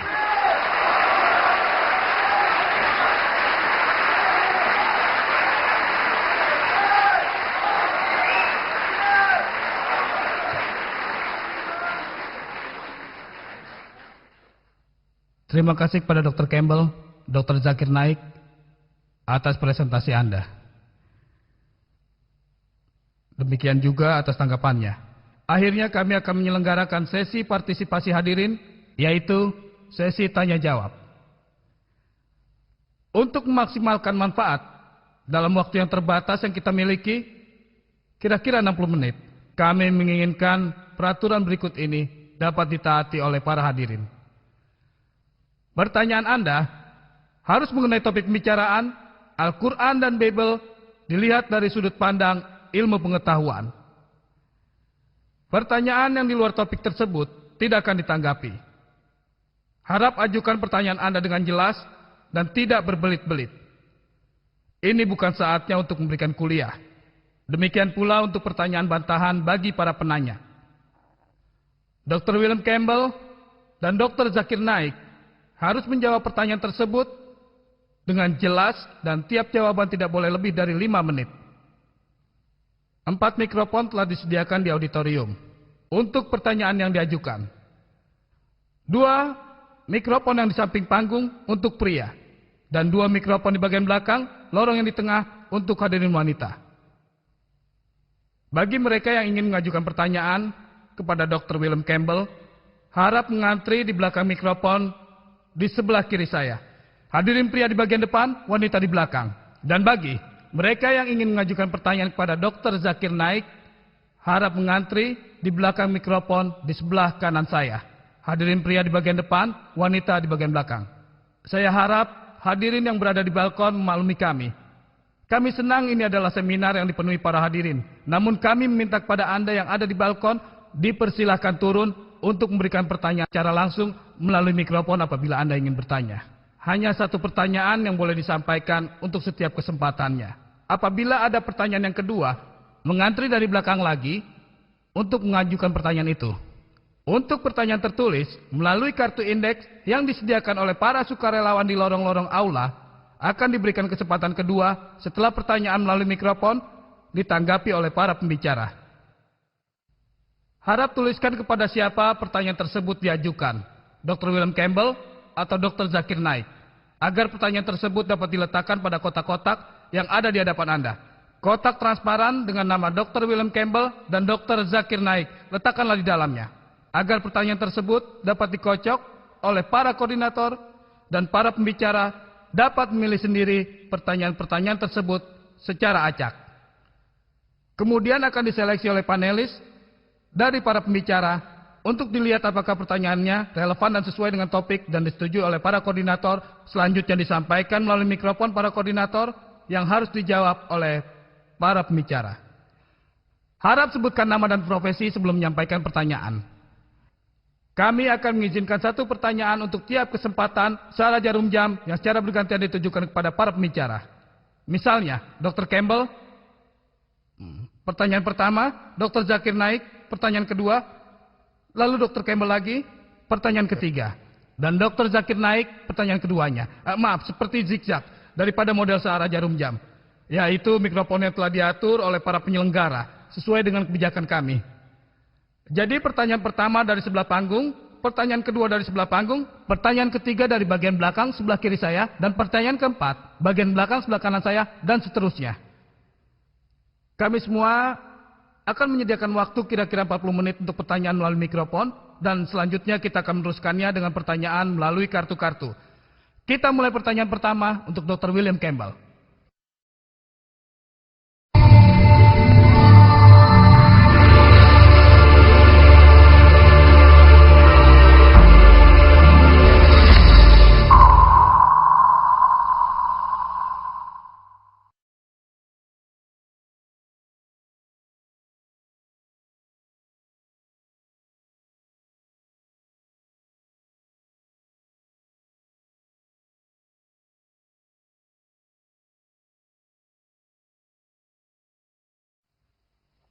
Saya ingin bertanya kepada Dr. Campbell apabila dalam kitab Kejadian disebutkan ketika Kejadian menyebutkan mengenai banjir Nuh. Kejadian menyebutkan bahwa air menutupi permukaan bumi, semua ciptaannya dan semua gunung dan semuanya. Dan kitab Kejadian menyebutkan bahwa banjir menutupi gunung tertinggi, yaitu 15 kubik yang dalam bahasa Arab artinya 15 kaki. Anda tahu Kadam? Kita tahu bahwa gunung tertinggi di dunia bukanlah setinggi 15 kaki. Anda tahu tingginya lebih tinggi dari 15 kaki. Jadi bagaimana mungkin dalam kitab Kejadian disebutkan bahwa air menutupi semuanya, tiap gunung di muka bumi, dan yang tertinggi hanya 15 kaki?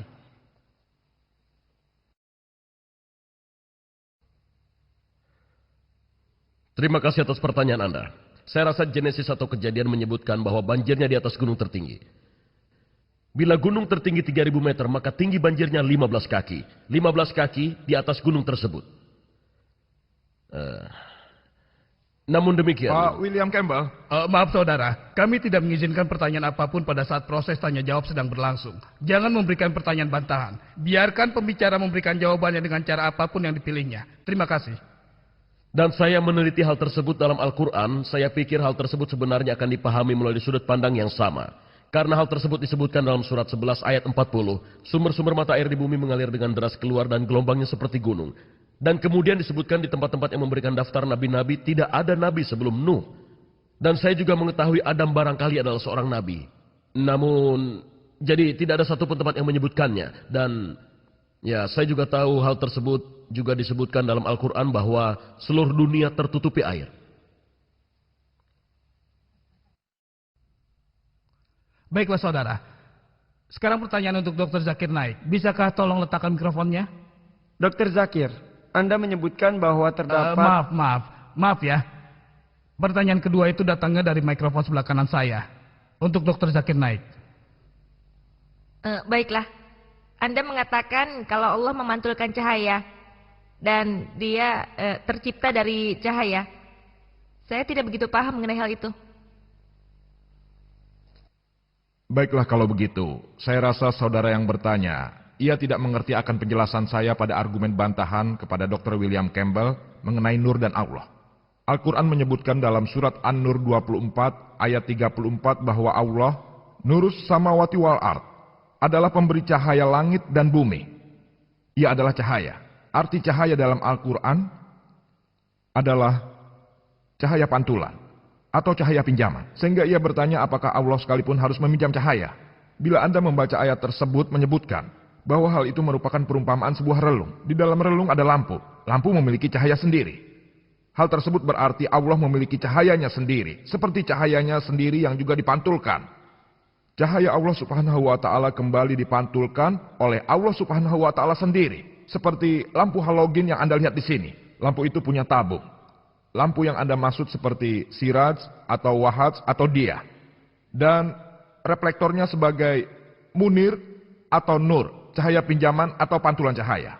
Tapi secara alamiah cahaya tersebut sebenarnya tidak mengacu pada cahaya yang secara fisikal yang Anda bicarakan. Itu adalah cahaya spiritual Allah. Namun seperti jawaban yang telah saya berikan pada Dr. William, karena waktu saya 5 menit saya akan gunakan. Dr. William telah memberikan jawaban mengenai Nuh alaihissalam. Saya adalah orang yang menggunakan pendekatan persetujuan dengan Injil dan pendekatan konflik Al-Quran. Karena kedua cara tersebut, alhamdulillah Al-Quran lolos dari tes itu. Bahkan bila saya sependapat dengan Dr. William, saya sependapat dengannya. Hal tersebut benar. Banjir tersebut 15 kaki di atas gunung tertinggi. Hal ini disebutkan dalam Kejadian bab 7 ayat 19 dan 20 bahwa seluruh dunia tertutup air. Lebih lanjut lagi, bukti arkeologi menunjukkan pada kita, zamannya Nuh bila Anda menghitung dengan genealogi terjadi pada abad 21 hingga 22 sebelum Masehi. Bukti arkeologi menunjukkan bahwa dinasti ketiga Babylon dan dinasti ke-11 Mesir terjadi pada abad ke-21 dan 22 sebelum Masehi. Dan buktinya masih ada. Karena itu bukti arkeologi menunjukkan pada kita bahwa tidak mungkin bumi itu terbentuk. Daratan dan lautan terbentuk pada abad 21 dan 22 sebelum Masehi. Bagaimana dengan Quran? Pada Al-Quran, di poin pertama tidak menyebutkan tanggalnya. Apakah abad 21 sebelum Masehi atau 50 sebelum Masehi? Tidak ada tanggalnya. Poin kedua, tidak ada dimanapun dalam Quran menyebutkan seluruh dunia tertutup air. Al-Quran membahas tentang Nuh dan kaumnya dan orang-orangnya. Sekelompok kecil orang atau mungkin sekelompok besar orang. Bukti-bukti arkeologi menunjukkan para ahli arkeologi mengatakan bahwa kami tidak mempunyai alasan. Adalah mungkin bahwa bagian dunia tertutup air. Tapi hal tersebut tidak mungkin. Jadi alhamdulillah, Al-Quran cocok dengan penemuan-penemuan arkeologi terakhir. Tapi Injil tidak. Selanjutnya, bila Anda membaca Kejadian bab nomor 6, ayat 15 dan 16, ayat tersebut membahas mengenai Tuhan yang Maha Kuasa, memberitahu Nuh untuk membuat sebuah bahtera dengan ukuran panjang 300 kubik, lebar 50 kubik, dan tinggi 30 kubik. Kubik sama dengan 1,5 kaki. Dr. William Campbell membuat kesalahan dengan itu. Sebab versi internasional baru menyebutkan panjang 450 kaki, lebar 75 kaki, dan tinggi kira-kira 45 kaki. Tinggi bahtera tersebut 30 kubik.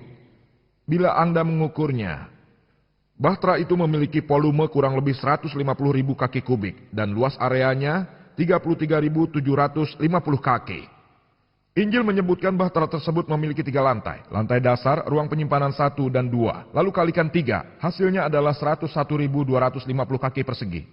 Itu luas areanya. Bayangkan, tiap pasang dari semua spesies di dunia ditampung di area seluas 101.250 kaki persegi. Bayangkan, apakah hal itu mungkin? Jutaan spesies yang ada di dunia.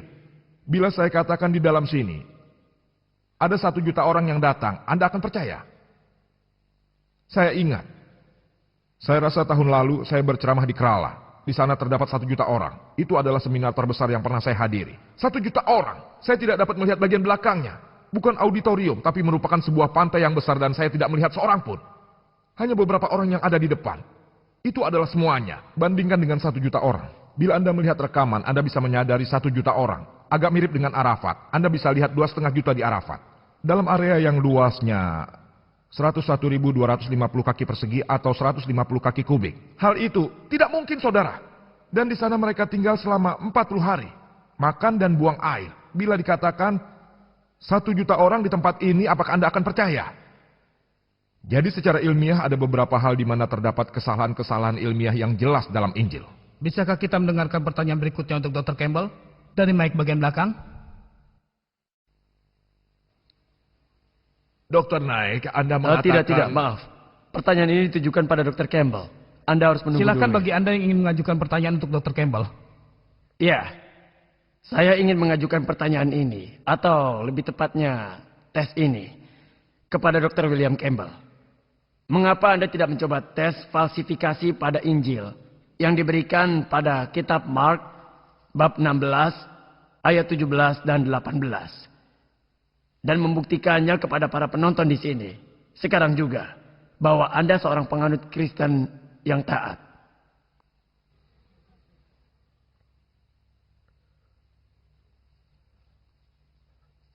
Saya tidak setuju dengan interpretasi Dr. Naik. Tuhan, Yesus sendiri tergoda, dan setan berkata, "Bila engkau putra Tuhan, bebaskanlah dirimu dari gereja." Dan Yesus berkata, "Kau tidak akan menggoda raja atau Tuhanmu." Dan bila hari ini aku berkata, "Oh baiklah, aku akan yakin dan melakukan mujizat di hadapanmu, aku akan menggoda Tuhan." Nah, kawan saya, Harry Grantcliffe, dia telah berjanji untuk pergi. Jadi ia memutuskan untuk menepati janjinya dan mempercayai Tuhan untuk melaksanakan kehendaknya. Ini situasi yang berbeda, saya tidak akan menggoda Tuhan.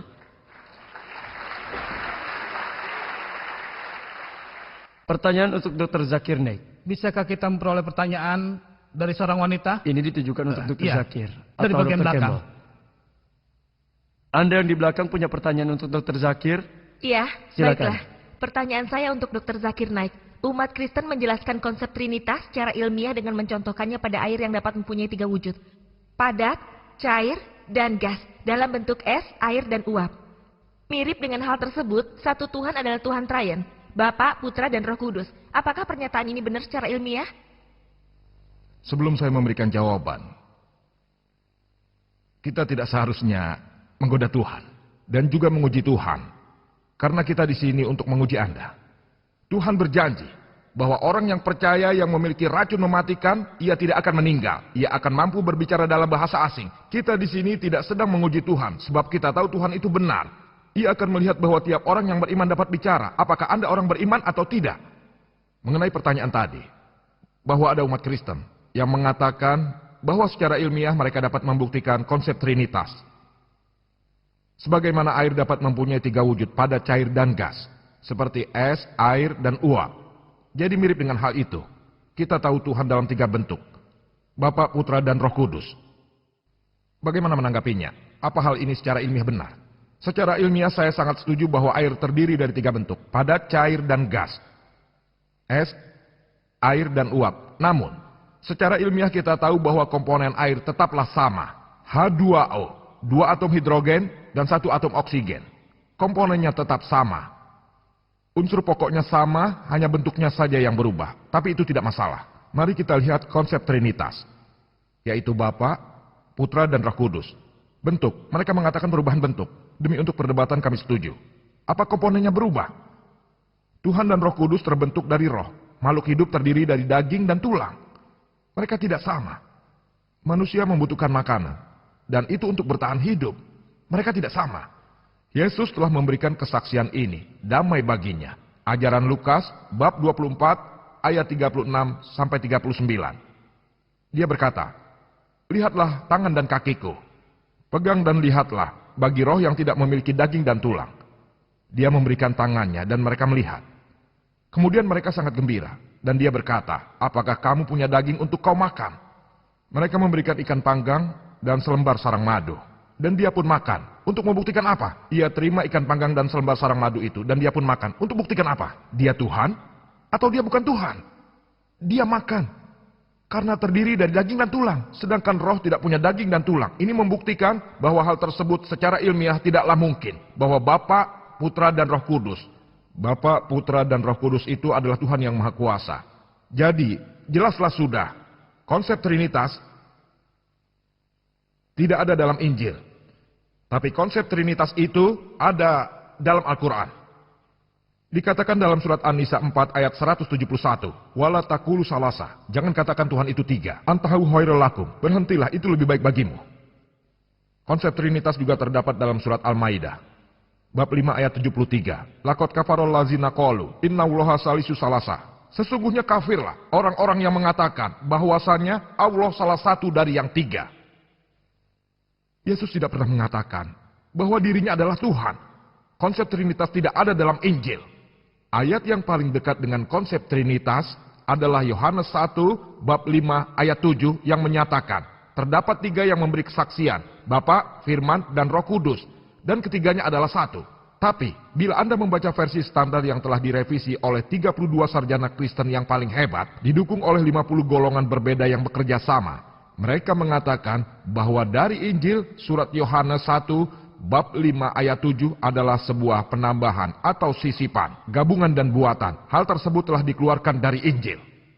Yesus tidak pernah mengklaim dirinya adalah Tuhan. Tidak ada satupun pernyataan yang tegas dan lengkap dalam Injil di mana Yesus berkata, "Akulah Tuhan," dan juga berkata, "Sembahlah aku." Juga ketika Anda membaca Injil, disebutkan dalam Yohanes bab 14 ayat 28, "Bapakku lebih besar dari aku." Injil Yohanes bab 10 ayat 29, "Bapakku lebih besar dari siapapun." Injil Matius bab 12 ayat 28, "Aku mengusir setan dengan kuasa Roh Allah." Selanjutnya Injil Lukas 11 ayat 20, "Aku mengusir setan dengan kuasa Allah." Lalu selanjutnya Injil Yohanes 5 ayat 30, "Aku tidak dapat berbuat apa-apa dari diriku."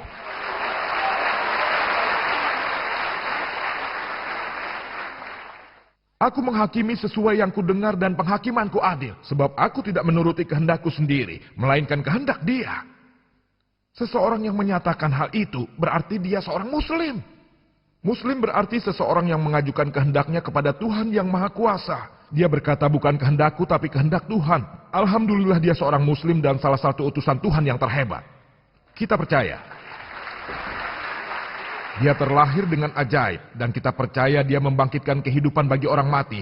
Dan seizin Tuhan, dia juga bisa menyembuhkan orang yang terlahir buta dan kusta dengan seizin Tuhan.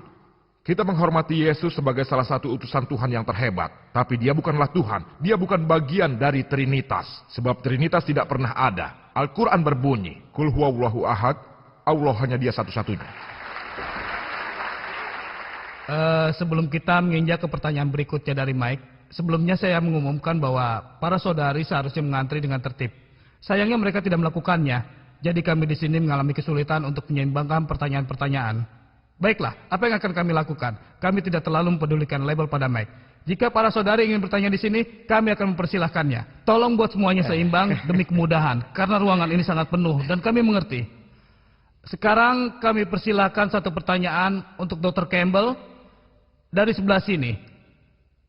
Dan mic yang berada di belakang diperuntukkan bagi para pria yang ingin mengajukan pertanyaan untuk Dr. Zakir. Demikian halnya untuk para wanita. Mic bagian depan untuk pertanyaan bagi Dr. William Campbell dan mic bagian belakang untuk Dr. Zakir. Ada pertanyaan untuk Dr. Zakir? Iya.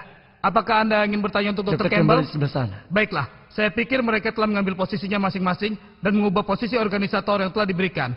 Kami menghargainya karena penuhnya gedung ini. Pertanyaan berikutnya untuk Dr. Campbell dari mic ini.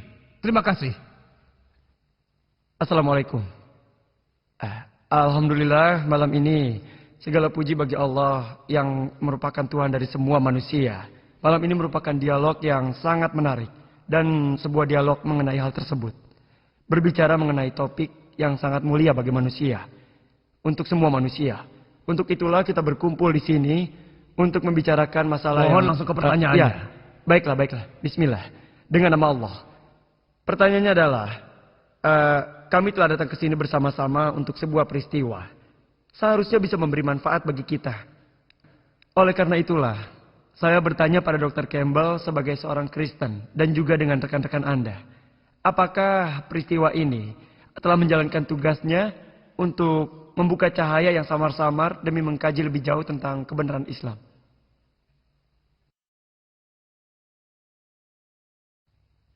Saya pikir saya akan menggunakan pertanyaan terakhir untuk menjawab pertanyaan Anda.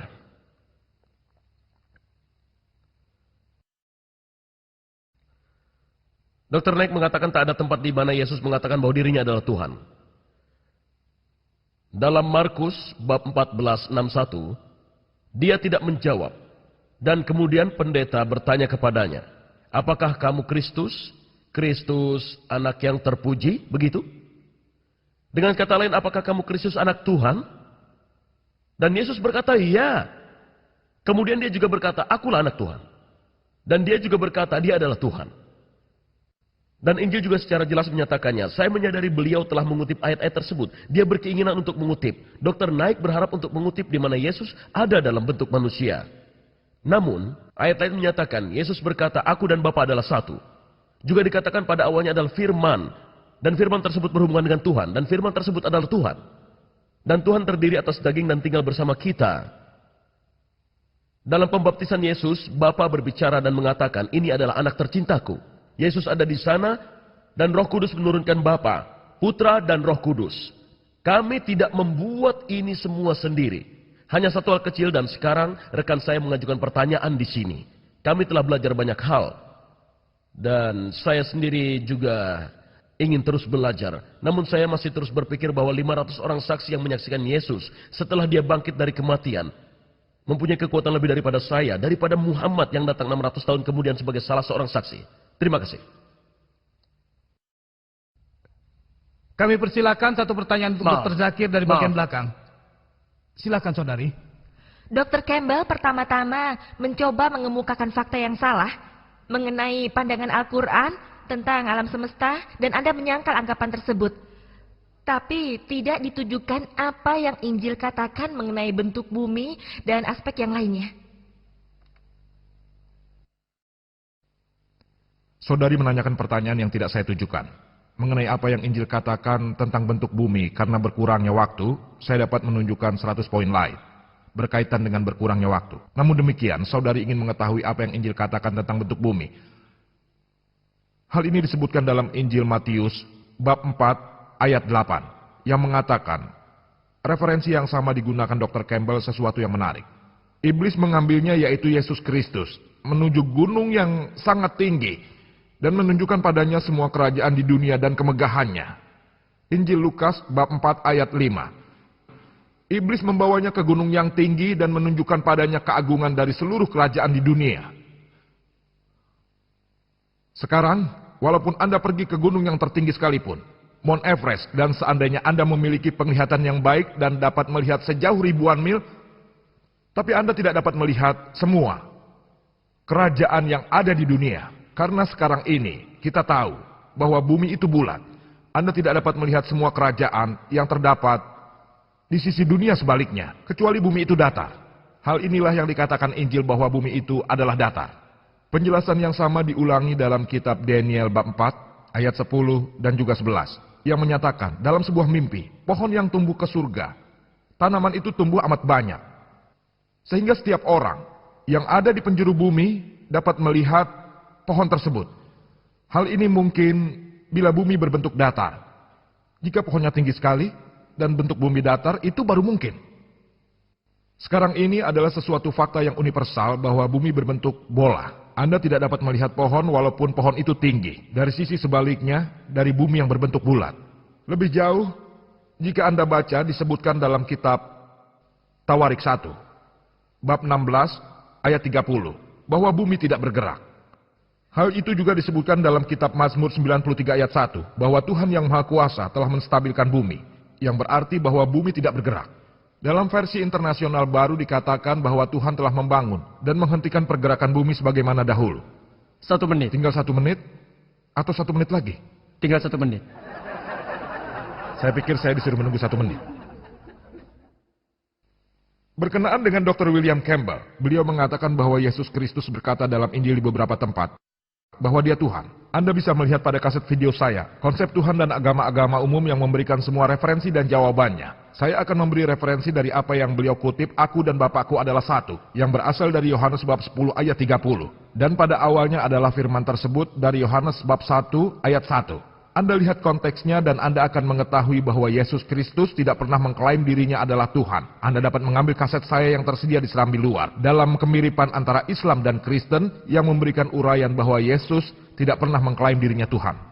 Pertanyaan berikutnya dari saudari wanita yang ada di depan untuk Dr. William Campbell.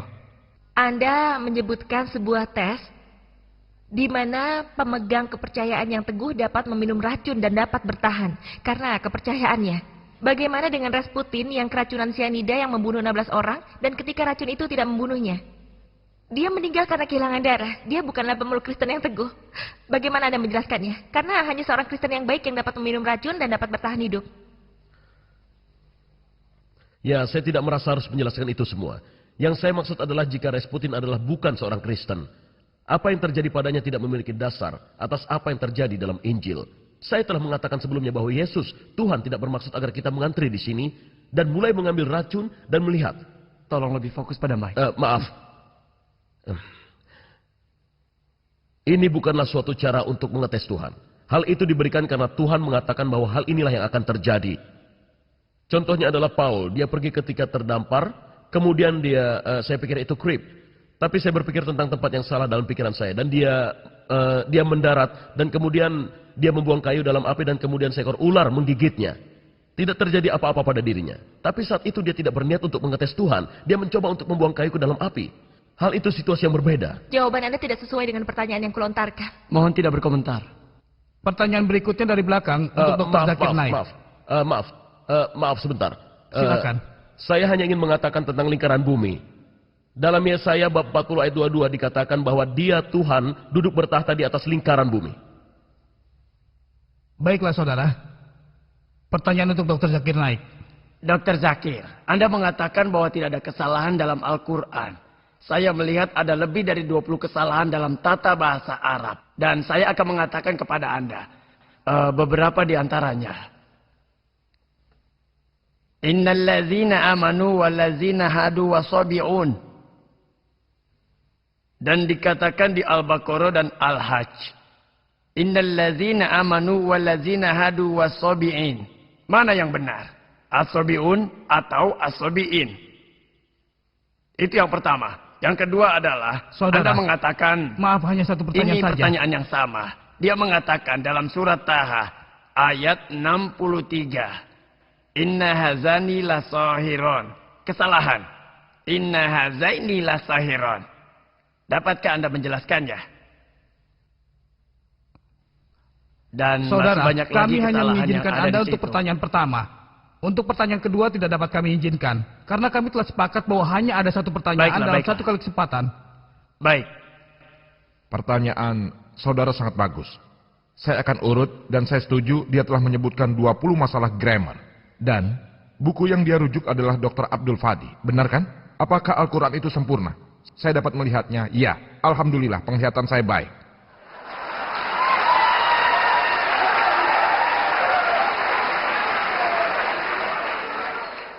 Saya akan jawab 20 pertanyaan tersebut secara bersamaan. Karena saya telah membaca buku tersebut. Saya akan menjawab semuanya. Insya Allah. Poin nomor 1, saudara. Poin nomor 1, harus dicatat bahwa semua tata bahasa diambil dari Al-Quran. Al-Quran adalah kitab berbahasa Arab yang termulia. Kitab yang bernilai tinggi. Kitab literatur tertinggi. Semua tata bahasa Arab diambil dari Al-Quran. Al-Quran adalah buku pedoman tata bahasa. Karena Quran adalah buku pedoman tata bahasa, dan semua tata bahasa diambil dari Quran, maka Quran tidak mungkin mengandung kesalahan tata bahasa. Itu poin pertama. Poin yang kedua. Poin kedua. Ini seperti Anda mengambil penggaris, dan penggarisnya ada di sini, dan Anda katakan ukurannya salah. Sepertinya tidak masuk akal. Itu poin 2. Di tiap suku Arab yang berbeda, tata bahasa selalu berubah. Dr. William Campbell tahu. Tata bahasa selalu berubah. Dan pada beberapa suku Arab, ada kata-kata yang bersifat feminim. Kata yang sama bahkan bersifat maskulin di suku yang lain.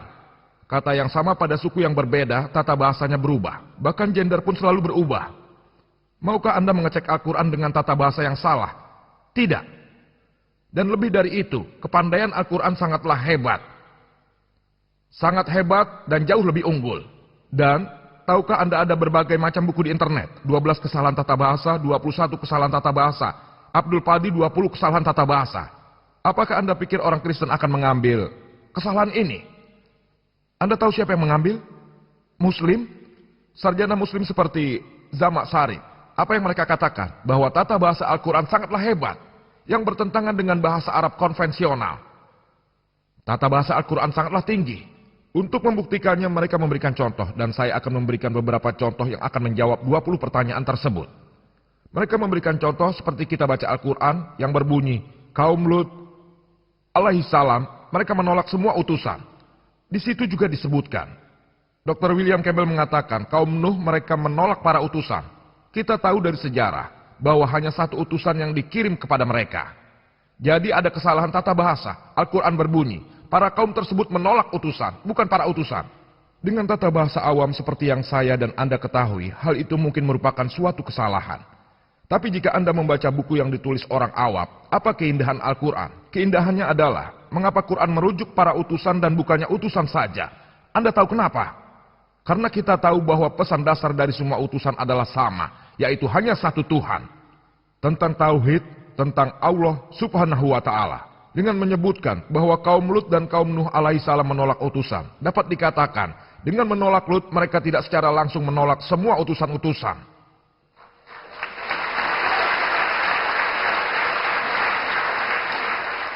Lihatlah keindahannya. Alhamdulillah. Anda mungkin berpikir ini suatu kesalahan. Ini bukan suatu kesalahan.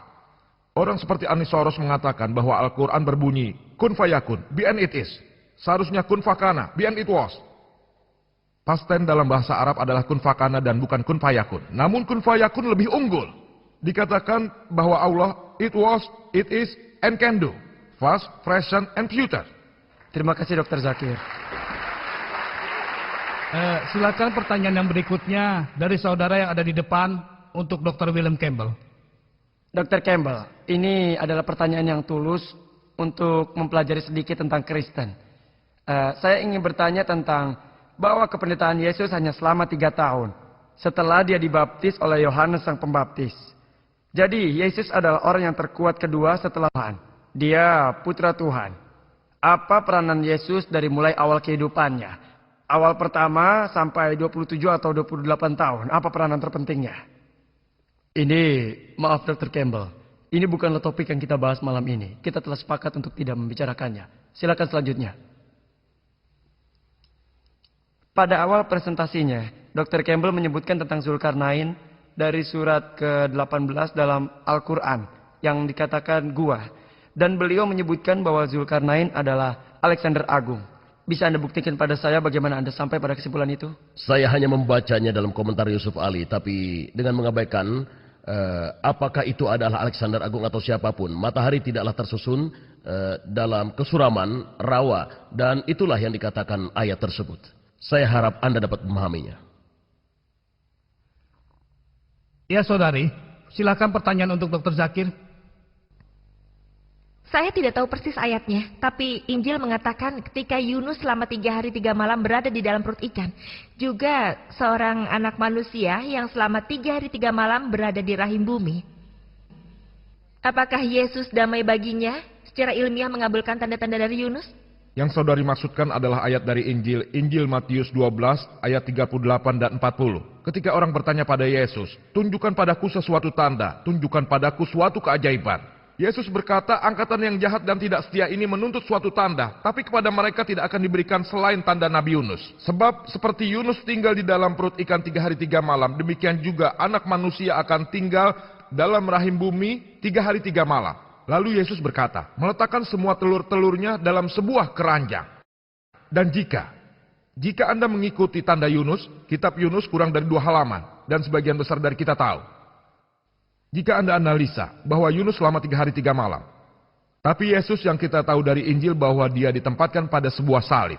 Penyalipan yang dinyatakan. Setelah larut malam, dia diturunkan dari salib dan dibaringkan di dalam kubur. Dan minggu pagi Anda lihat batunya telah dipindahkan dan kuburannya telah kosong. Jadi Yesus berada dalam kubur pada Jumat malam. Dia berada dalam kubur Jumat malam. Ada di sana pada Sabtu pagi. 1 hari, 1 malam. Dia berada di sana 1 malam. 2 malam 1 hari.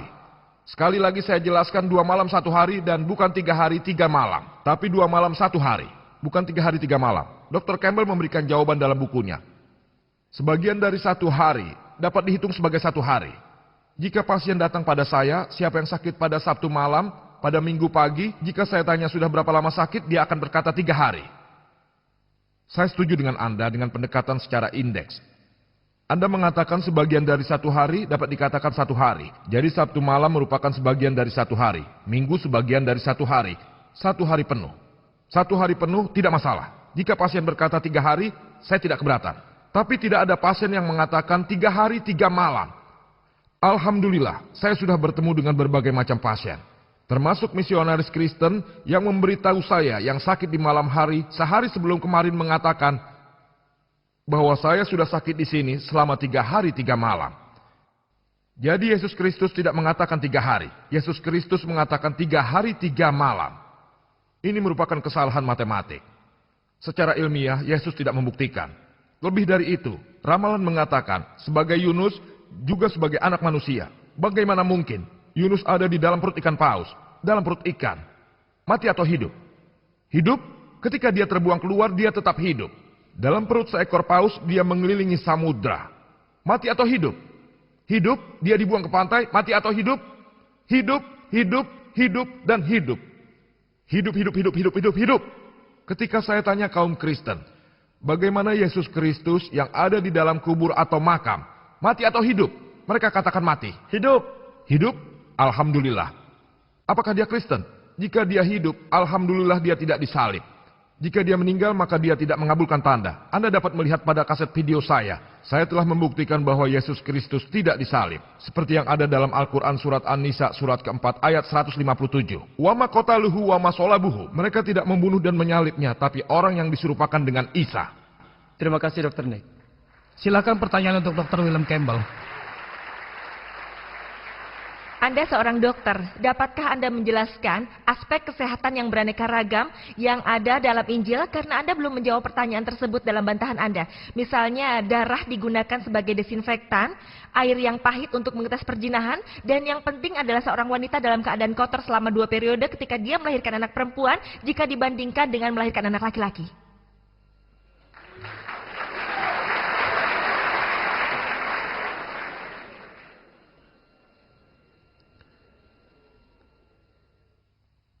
Terima kasih atas pertanyaannya dan saya akan mencoba menjawabnya. Tetapi Dr. Naik tetap teguh pada pertanyaan yang seharusnya ditujukan kepada kaum Kristen. Dikatakan bahwa pada hari berikutnya ketika dikatakan bahwa itu adalah satu, setelah persiapan itu, ketua pendeta dan para praisers berkumpul bersama dengan pilot dan berkatalah mereka, Tuan, kami ingat bahwa dia masih hidup, dia telah mengatakannya. Setelah 3 hari aku akan bangkit kembali, oleh karena itu berilah air pada batu nisan agar kokoh sampai 3 hari. Maka mereka menggunakan kata-kata tersebut yang dapat ditukar.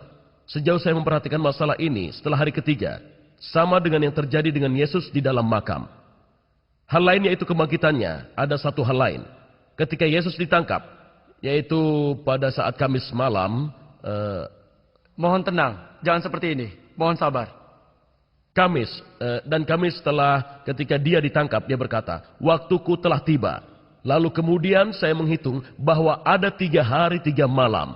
Dan sekarang, Anda bertanya pada saya tentang di mana letak pernyataan ini dalam Injil.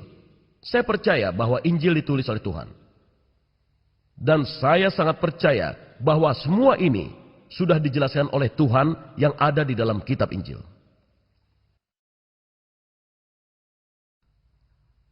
Sekarang kita menuju pertanyaan terakhir dari Mike, dari saudara yang berada di belakang, untuk Dr. Zakir. Kemudian kita akan mulai pertanyaan dari kartu indeks. Ini adalah pertanyaan terakhir. Mohon dipersingkat untuk Dr. Zakir. Baiklah, Assalamualaikum. Nama saya Aslam Rauf. Saya seorang siswa yang mempelajari biologi. Dan sekarang ini guru saya sedang mengajarkan evolusi. Saya ingin menanyakan tentang jawaban Islam mengenai evolusi. Jika Anda dapat menjelaskannya secara singkat, apa yang Islam katakan mengenai topik evolusi dan penciptaannya. Terima kasih. Pertanyaan saudara sama bebasnya dengan Dr. William Campbell menjawab. Saya juga akan menjawab dengan bebas. Dalam Al-Quran, nama Alexander tidak disebutkan, tapi Zulkarnain, bukan Alexander. Jika beberapa komentator telah membuat kesalahan, kesalahan berasal dari manusia, bukan kesalahan Tuhan. Mengenai Injil yang mengatakan dunia dalam Yesaya adalah bundar, tidak masalah. Dikatakan lingkaran, bukan bulat. Dalam suatu tempat Injil mengatakan datar, tempat lain mengatakan lingkaran. Jika Anda setuju, bentuknya seperti disk. Apakah bentuk seperti ini bumi? Lingkaran dan datar. Ini bukan bentuk bumi. Mengenai biologi dalam Al-Quran dan evolusi, dua pertanyaan yang saudara ajukan, apa boleh saya menjawab keduanya atau tidak? Satu saja. Pertama atau kedua, biologi atau evolusi? Mungkin evolusi lebih baik. Anda yang Iya. memilih atau dia yang memilih? Karena dia telah menanyakan tentang evolusi. Dua Saya pertanyaan, rasa itu lebih biologi baik. dulu baru evolusi. Boleh beri saya waktu 10 menit? Hanya 5 menit, terserah Anda. Baiklah, saya setuju dengan ketua diskusi. Saya akan menjawab tentang evolusi. Jawaban pastinya Anda dapat lihat dalam video saya Al-Quran dan Ilmu Pengetahuan Modern. Menyinggung evolusi, Anda mulai dari teori Darwin. Darwin pergi berlayar dengan HMH Beagle menuju ke suatu pulau yang diberi nama kala tropis, dan dia melihat patukan burung pada suatu lubang. Berdasarkan pengamatan bahwa paruh burung menjadi panjang dan pendek, dia kemukakan tentang seleksi alam. Tapi dia menulis surat pada temannya Thomas Thomson pada abad ke-19. Dia berkata, aku tidak punya bukti untuk menjelaskan seleksi alamku. Tapi karena hal itu telah membantuku dalam mengklasifikasi embriologi, organ yang belum sempurna, maka aku mencetuskannya. Teori Darwin sama sekali bukanlah suatu fakta. Itu hanyalah sebuah teori. Dan saya telah membuatnya sangat jelas pada awal pembicaraan. Quran bisa saja bertentangan dengan teori. Teori sifatnya putar balik, tapi Quran tidak akan bertentangan dengan kenyataan. Di sekolah, kita diajarkan teori Darwin seolah itu merupakan fakta, padahal bukan. Tidak ada bukti ilmiah. Ada mata rantai yang hilang. Oleh karena itu, bila seseorang harus mencemooh kawannya, koleganya, dia akan mengatakan, jika kamu hidup pada era Darwin, teori Darwin akan telah dibuktikan kebenarannya. Suatu sindiran, dia seperti kerah. Ada mata rantai yang hilang dalam teori Darwin.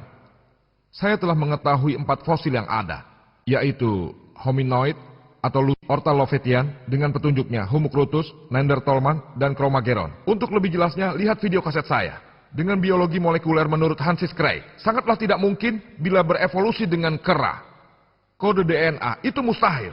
Lihatlah kaset video saya, di sana diberikan detailnya. Sebagian saya tidak keberatan mengenai biologi. Al-Quran mengatakan dalam surat Al-Anbiya ayat 30, berbunyi, وَجَعَلْنَا مِنَ الْمَاءِ كُلَّ شَيْءٍ حَيٍّ أَفَلَا يُؤْمِنُونَ.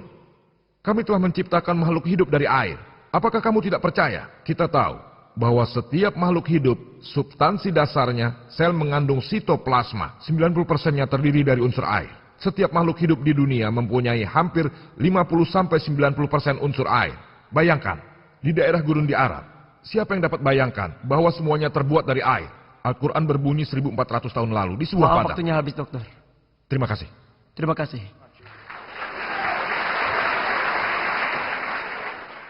Sekarang kita akan mulai pertanyaan dengan selembar kertas. Kami akan memberikan kotak ini kepada Dr. William Campbell dan juga Dr. Zakir Naik. Kami akan menukar kotaknya sesuai dengan nama mereka sendiri, sehingga mereka tidak melihatnya. Mereka akan mengambil pertanyaan, melihat dari kotaknya, dan akan menjawabnya. Apapun yang mereka pilih, mereka akan menjawab. Pertanyaan pertama untuk Dr. William Campbell. Dan pertanyaan berikutnya untuk Dr. Zakir Naik. Mereka dapat mengambil pertanyaan tersebut sebelumnya. Jadi kita tidak akan menghabiskan waktu dalam membaca pertanyaan. Kita mulai dengan satu pertanyaan. Dan kami persilahkan Dr. William untuk membaca beberapa saat. Saya akan membacakan pertanyaannya, tapi sebelumnya saya akan menyinggung tentang segala sesuatu yang terbuat dari air. Hal itu sangatlah jelas, setiap Anda menepuk serangga, ia terbuat dari air. Setiap yang hidup terbuat dari air, tapi hal tersebut memanglah suatu yang kelihatan, bukan suatu keajaiban. Baiklah, Dr. Campbell.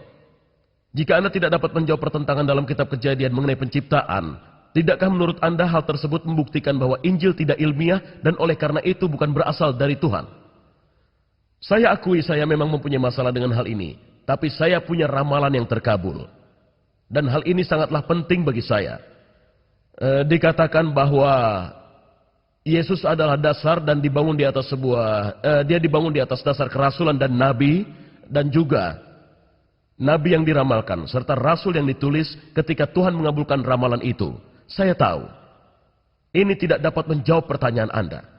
Tapi dalam kepercayaan saya dalam Kristen, sebagai juru selamat saya. Baiklah, terima kasih. Silakan Dr. Naik.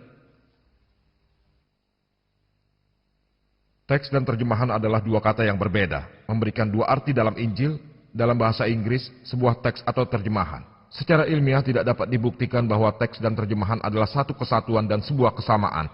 Apakah Tuhan menyampaikan wahyunya kepada Musa dan Yesus dalam bahasa Inggris? Suatu pertanyaan menarik. Apakah sebuah teks dan terjemahan itu sama? Tidak. Teks dan terjemahan sama sekali tidak sama. Dan menurut Maulana Abdul Majid Daryabadi, kitab yang paling sulit diterjemahkan di seluruh dunia adalah Al-Quran. Karena bahasa dalam Al-Quran sangatlah mengesankan, sangat tinggi dan mulia. Kata dalam bahasa Arab mempunyai beberapa arti. Oleh karena itu, untuk menerjemahkan Quran adalah sesuatu yang sangat sulit. Hal itu tidak sama. Jika salah terjemahan, hal tersebut adalah suatu kesalahan manusia. Orang yang menerjemahkannya. Dialah yang harus disalahkan, bukan Tuhan. Mengenai apakah Injil disampaikan dalam bahasa Inggris? Tidak. Injil tidak disampaikan dalam bahasa Inggris. Perjanjian Lama dalam bahasa Yahudi, Perjanjian Baru dalam bahasa Yunani. Walaupun Yesus berbicara dalam bahasa Yahudi, namun manuskrip yang asli yang Anda semua punya dalam bahasa Yunani. Perjanjian Lama dalam bahasa Yahudi yang asli tidak ada. Terjemahan bahasa Yahudi Perjanjian Lama berasal dari bahasa Yunani.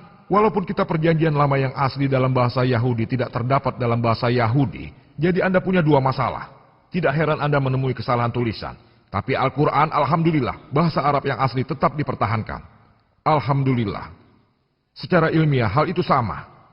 Dan mengenai apakah wahyu yang disampaikan kepada Yesus Kristus damai baginya dan Musa damai baginya, saya katakan dalam jawaban saya bahwa kita percaya dalam Al-Quran, dalam surat Al-Ra'd, surat 13 ayat 38, bahwa Allah Subhanahu wa Ta'ala telah menurunkan beberapa wahyu. Hanya 4 nama yang disebutkan: Taurat, Zabur, Injil, dan Al-Quran. Taurat adalah wahyu yang diturunkan kepada Musa damai baginya. Dan Zabur adalah wahyu yang diturunkan kepada Nabi Daud damai baginya.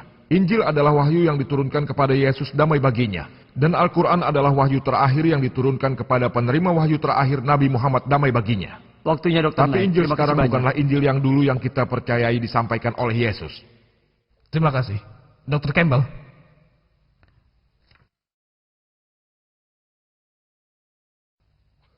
Tetapi Injil yang sekarang ini adalah selamanya satu-satunya. Kita punya teks 75% berasal dari 180 AD atau setelah Masehi, yaitu 100 tahun setelah Yohanes menulis. Dia hidup dan menulis. Anda lihat, orang yang hidup pada masa itu, siapa yang tahu? Siapa yang dipercaya oleh kakek dan neneknya melalui Yohanes? Ini adalah merupakan satu bukti dan teks yang baik. Injil adalah sejarah yang valid. Sekarang pertanyaannya adalah, dengan kemungkinan yang Anda presentasikan, hal tersebut merupakan perhitungan yang sangat hebat. Tapi dalam permasalahan Tuhan, hal tersebut sangatlah kurang. Tuhan adalah Maha Kuasa dan dapat memilih siapapun yang Dia suka. Dan tentu saja, tanpa memandang kaya atau miskin atau hal-hal lain. Jadi bagaimana Anda kemudian dapat mencocokkan kemungkinan itu? Yesus miskin, tapi Dia terpilih. Dia mengatakan seorang anak manusia tidak punya tempat untuk berbaring. Saya tidak yakin dengan hal ini. Saya tidak melihat perhitungan ini membicarakan hal tersebut. Dan sekarang perhitungannya, berapa orang dapat mengabulkan semua ramalan? Saya harap ini dapat membantu. Terima kasih. Terima kasih. Dr. Naik, silakan. Terima kasih. Dalam usaha untuk membuktikan bahwa Al-Quran sesuai dengan ilmu pengetahuan modern, apa yang terjadi jika pengetahuan modern yang salah? Apakah Quran juga harus berubah untuk menyesuaikan perubahan ilmu pengetahuan? Ini pertanyaan yang bagus, pertanyaan yang penting. Dan kita sebagai muslim harus berhati-hati ketika mencocokkan antara Al-Quran dan ilmu pengetahuan modern. Karena itu saya katakan di awal pembicaraan, saya hanya akan berbicara mengenai fakta-fakta ilmiah tersebut yang telah terbukti. Dan fakta ilmiah yang telah terbukti itu, misalnya, bumi itu bulat. Hal itu tidak pernah salah. Ilmu pengetahuan yang telah terbukti tidak akan pernah diputarbalikkan. Tapi ilmu pengetahuan yang belum terbukti, seperti hipotesis dan teori, dapat diputarbalikkan. Sarjana muslim telah mencoba membuktikan teori Darwin dari Al-Quran. Hal itu mustahil. Tidak seharusnya kita melampaui batas dan mencoba membuktikan segala sesuatu dari ilmu pengetahuan modern. Kita harus hati-hati untuk melihat sesuatu hal terbukti atau tidak. Jika telah terbukti, alhamdulillah dengan bukti ilmiah, Al-Quran tidak pernah menentangnya. Jika itu hipotesis, maka ia bisa benar, bisa juga salah, seperti teori Big Bang. Pada mulanya, merupakan suatu hipotesis. Namun sekarang, setelah ada bukti yang akurat tentang masalah angkasa, menurut Stephen Hawking dan sebagainya, hal itu suatu fakta. Menurut teori Big Bang, itu fakta. Dulu dikatakan hipotesis, kemudian jadi fakta, saya gunakan. Ada hipotesis yang menyatakan bahwa makhluk hidup terbentuk dari sepasang gen, Adam dan Hawa. Saya tidak menggunakannya, karena fakta ilmiahnya belum terbukti. Hal ini sesuai dengan Al-Quran, bahwa kita terevolusi dari sepasang Adam dan Hawa. Tetapi saya tidak akan menggunakannya, karena hal itu bukanlah fakta yang terbukti.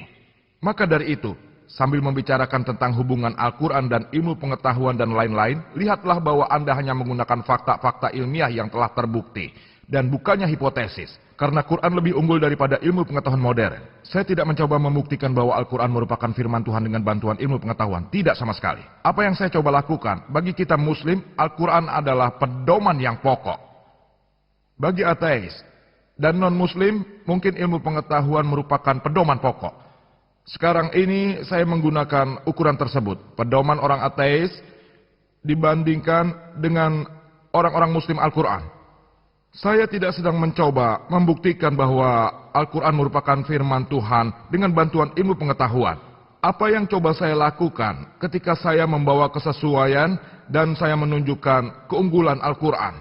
Al-Quran telah memberitahu kami 1400 tahun yang lalu. Saya mencoba untuk membuktikan bahwa pedoman kita, pedoman orang Islam, Al-Quran, jauh lebih unggul daripada ilmu pengetahuan milik Anda. Itu jawabannya. Terima kasih Dr. Nick. Silakan Dr. Campbell.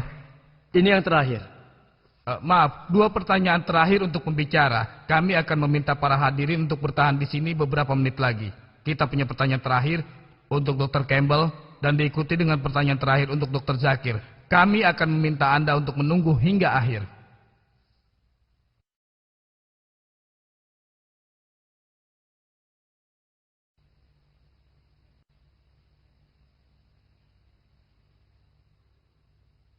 Ini pertanyaan yang sama dengan yang terakhir. Dr. Campbell telah sepakat dengan Dr. Naik bahwa kesalahan yang beliau tunjukkan tidaklah salah. Dan beliau tidak menjawabnya.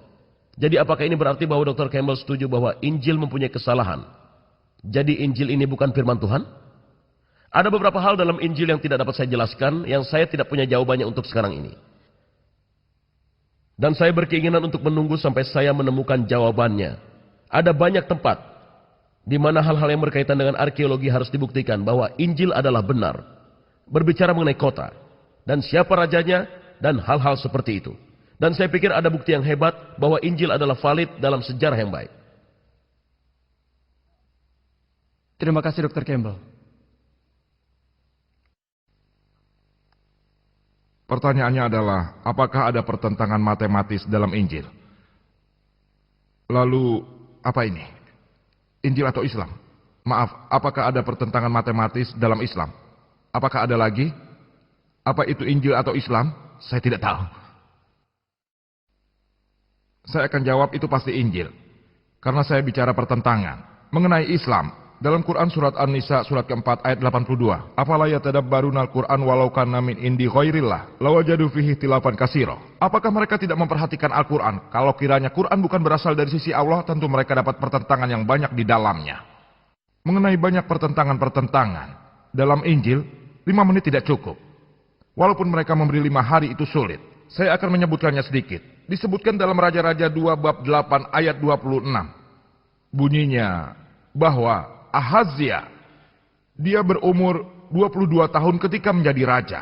Tawarik 2 bab 2 ayat 2 mengatakan dia berumur 42 tahun pada waktu ia menjadi raja. 22 tahun atau 42 tahun. Pertentangan matematis. Lebih jauh lagi, dalam Tawarik 2 bab 21 ayat 20 dikatakan, Yoram, ayah Ahazia, dia berumur 32 tahun pada waktu ia menjadi raja dan 8 tahun. Ia memerintah di Yerusalem. Ia meninggal pada umur 40. Tiba-tiba Ahazia menjadi raja berikutnya pada umur 42 tahun. Ayahnya meninggal pada usia 40. Bagaimana mungkin seorang anak berusia 2 tahun lebih tua daripada ayahnya? Percayalah, walaupun itu di film-film Hollywood, cerita itu sulit untuk dibuat.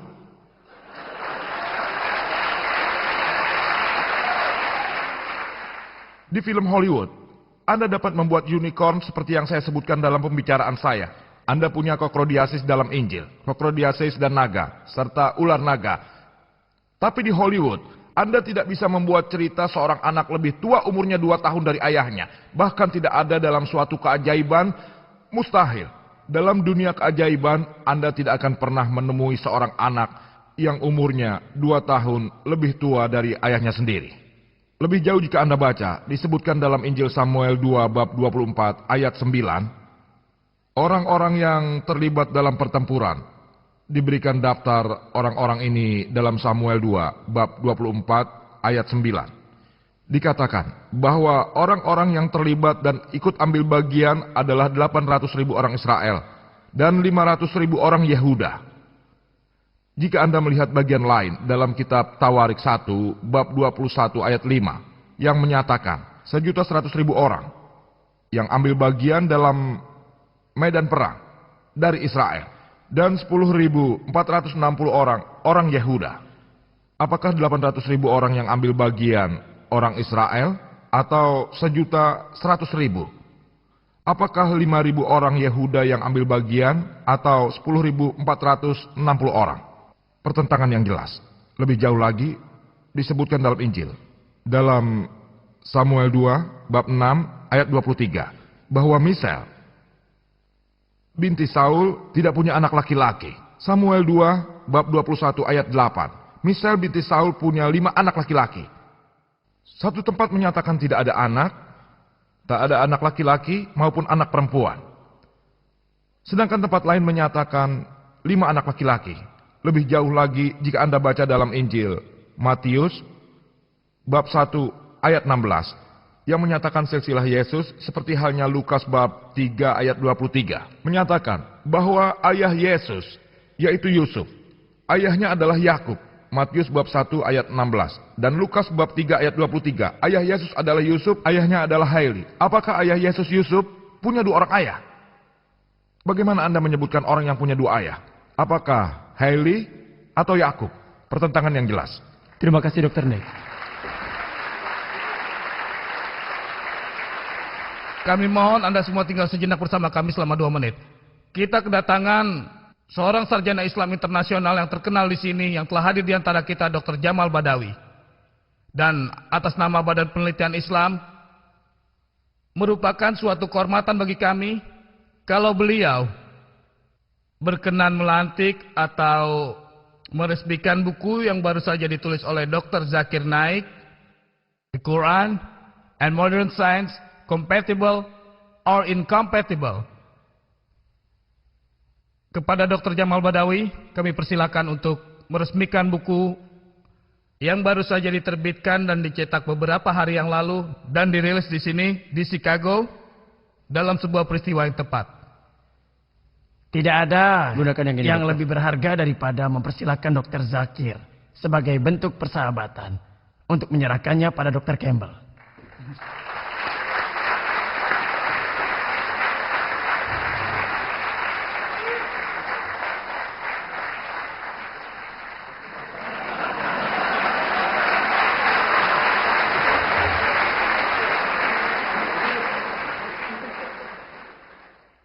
Karena kami mempunyai salinan yang terbatas, jadi kami mohon ini hanya diperuntukkan bagi para tamu non-muslim untuk datang kemari untuk mengambil salinan ini jika tertarik sebelum meninggalkan auditorium ini. Ini merupakan suatu kehormatan. Perkenankanlah saya memanggil Dr. Sabil Ahmed untuk mengucapkan terima kasih. Atas nama Persaudaraan Islam Amerika Utara IKNA, saya sangat berterima kasih atas kesabaran Anda dan para tamu yang terhormat yang memberikan penampilannya yang terbaik bagi kita semua yang ada di sini. Subhanakallahumma wa bihamdik wa asyhadu an la ilaha illa anta wa astaghfiruka wa natubu ilaih. Assalamualaikum warahmatullahi wabarakatuh.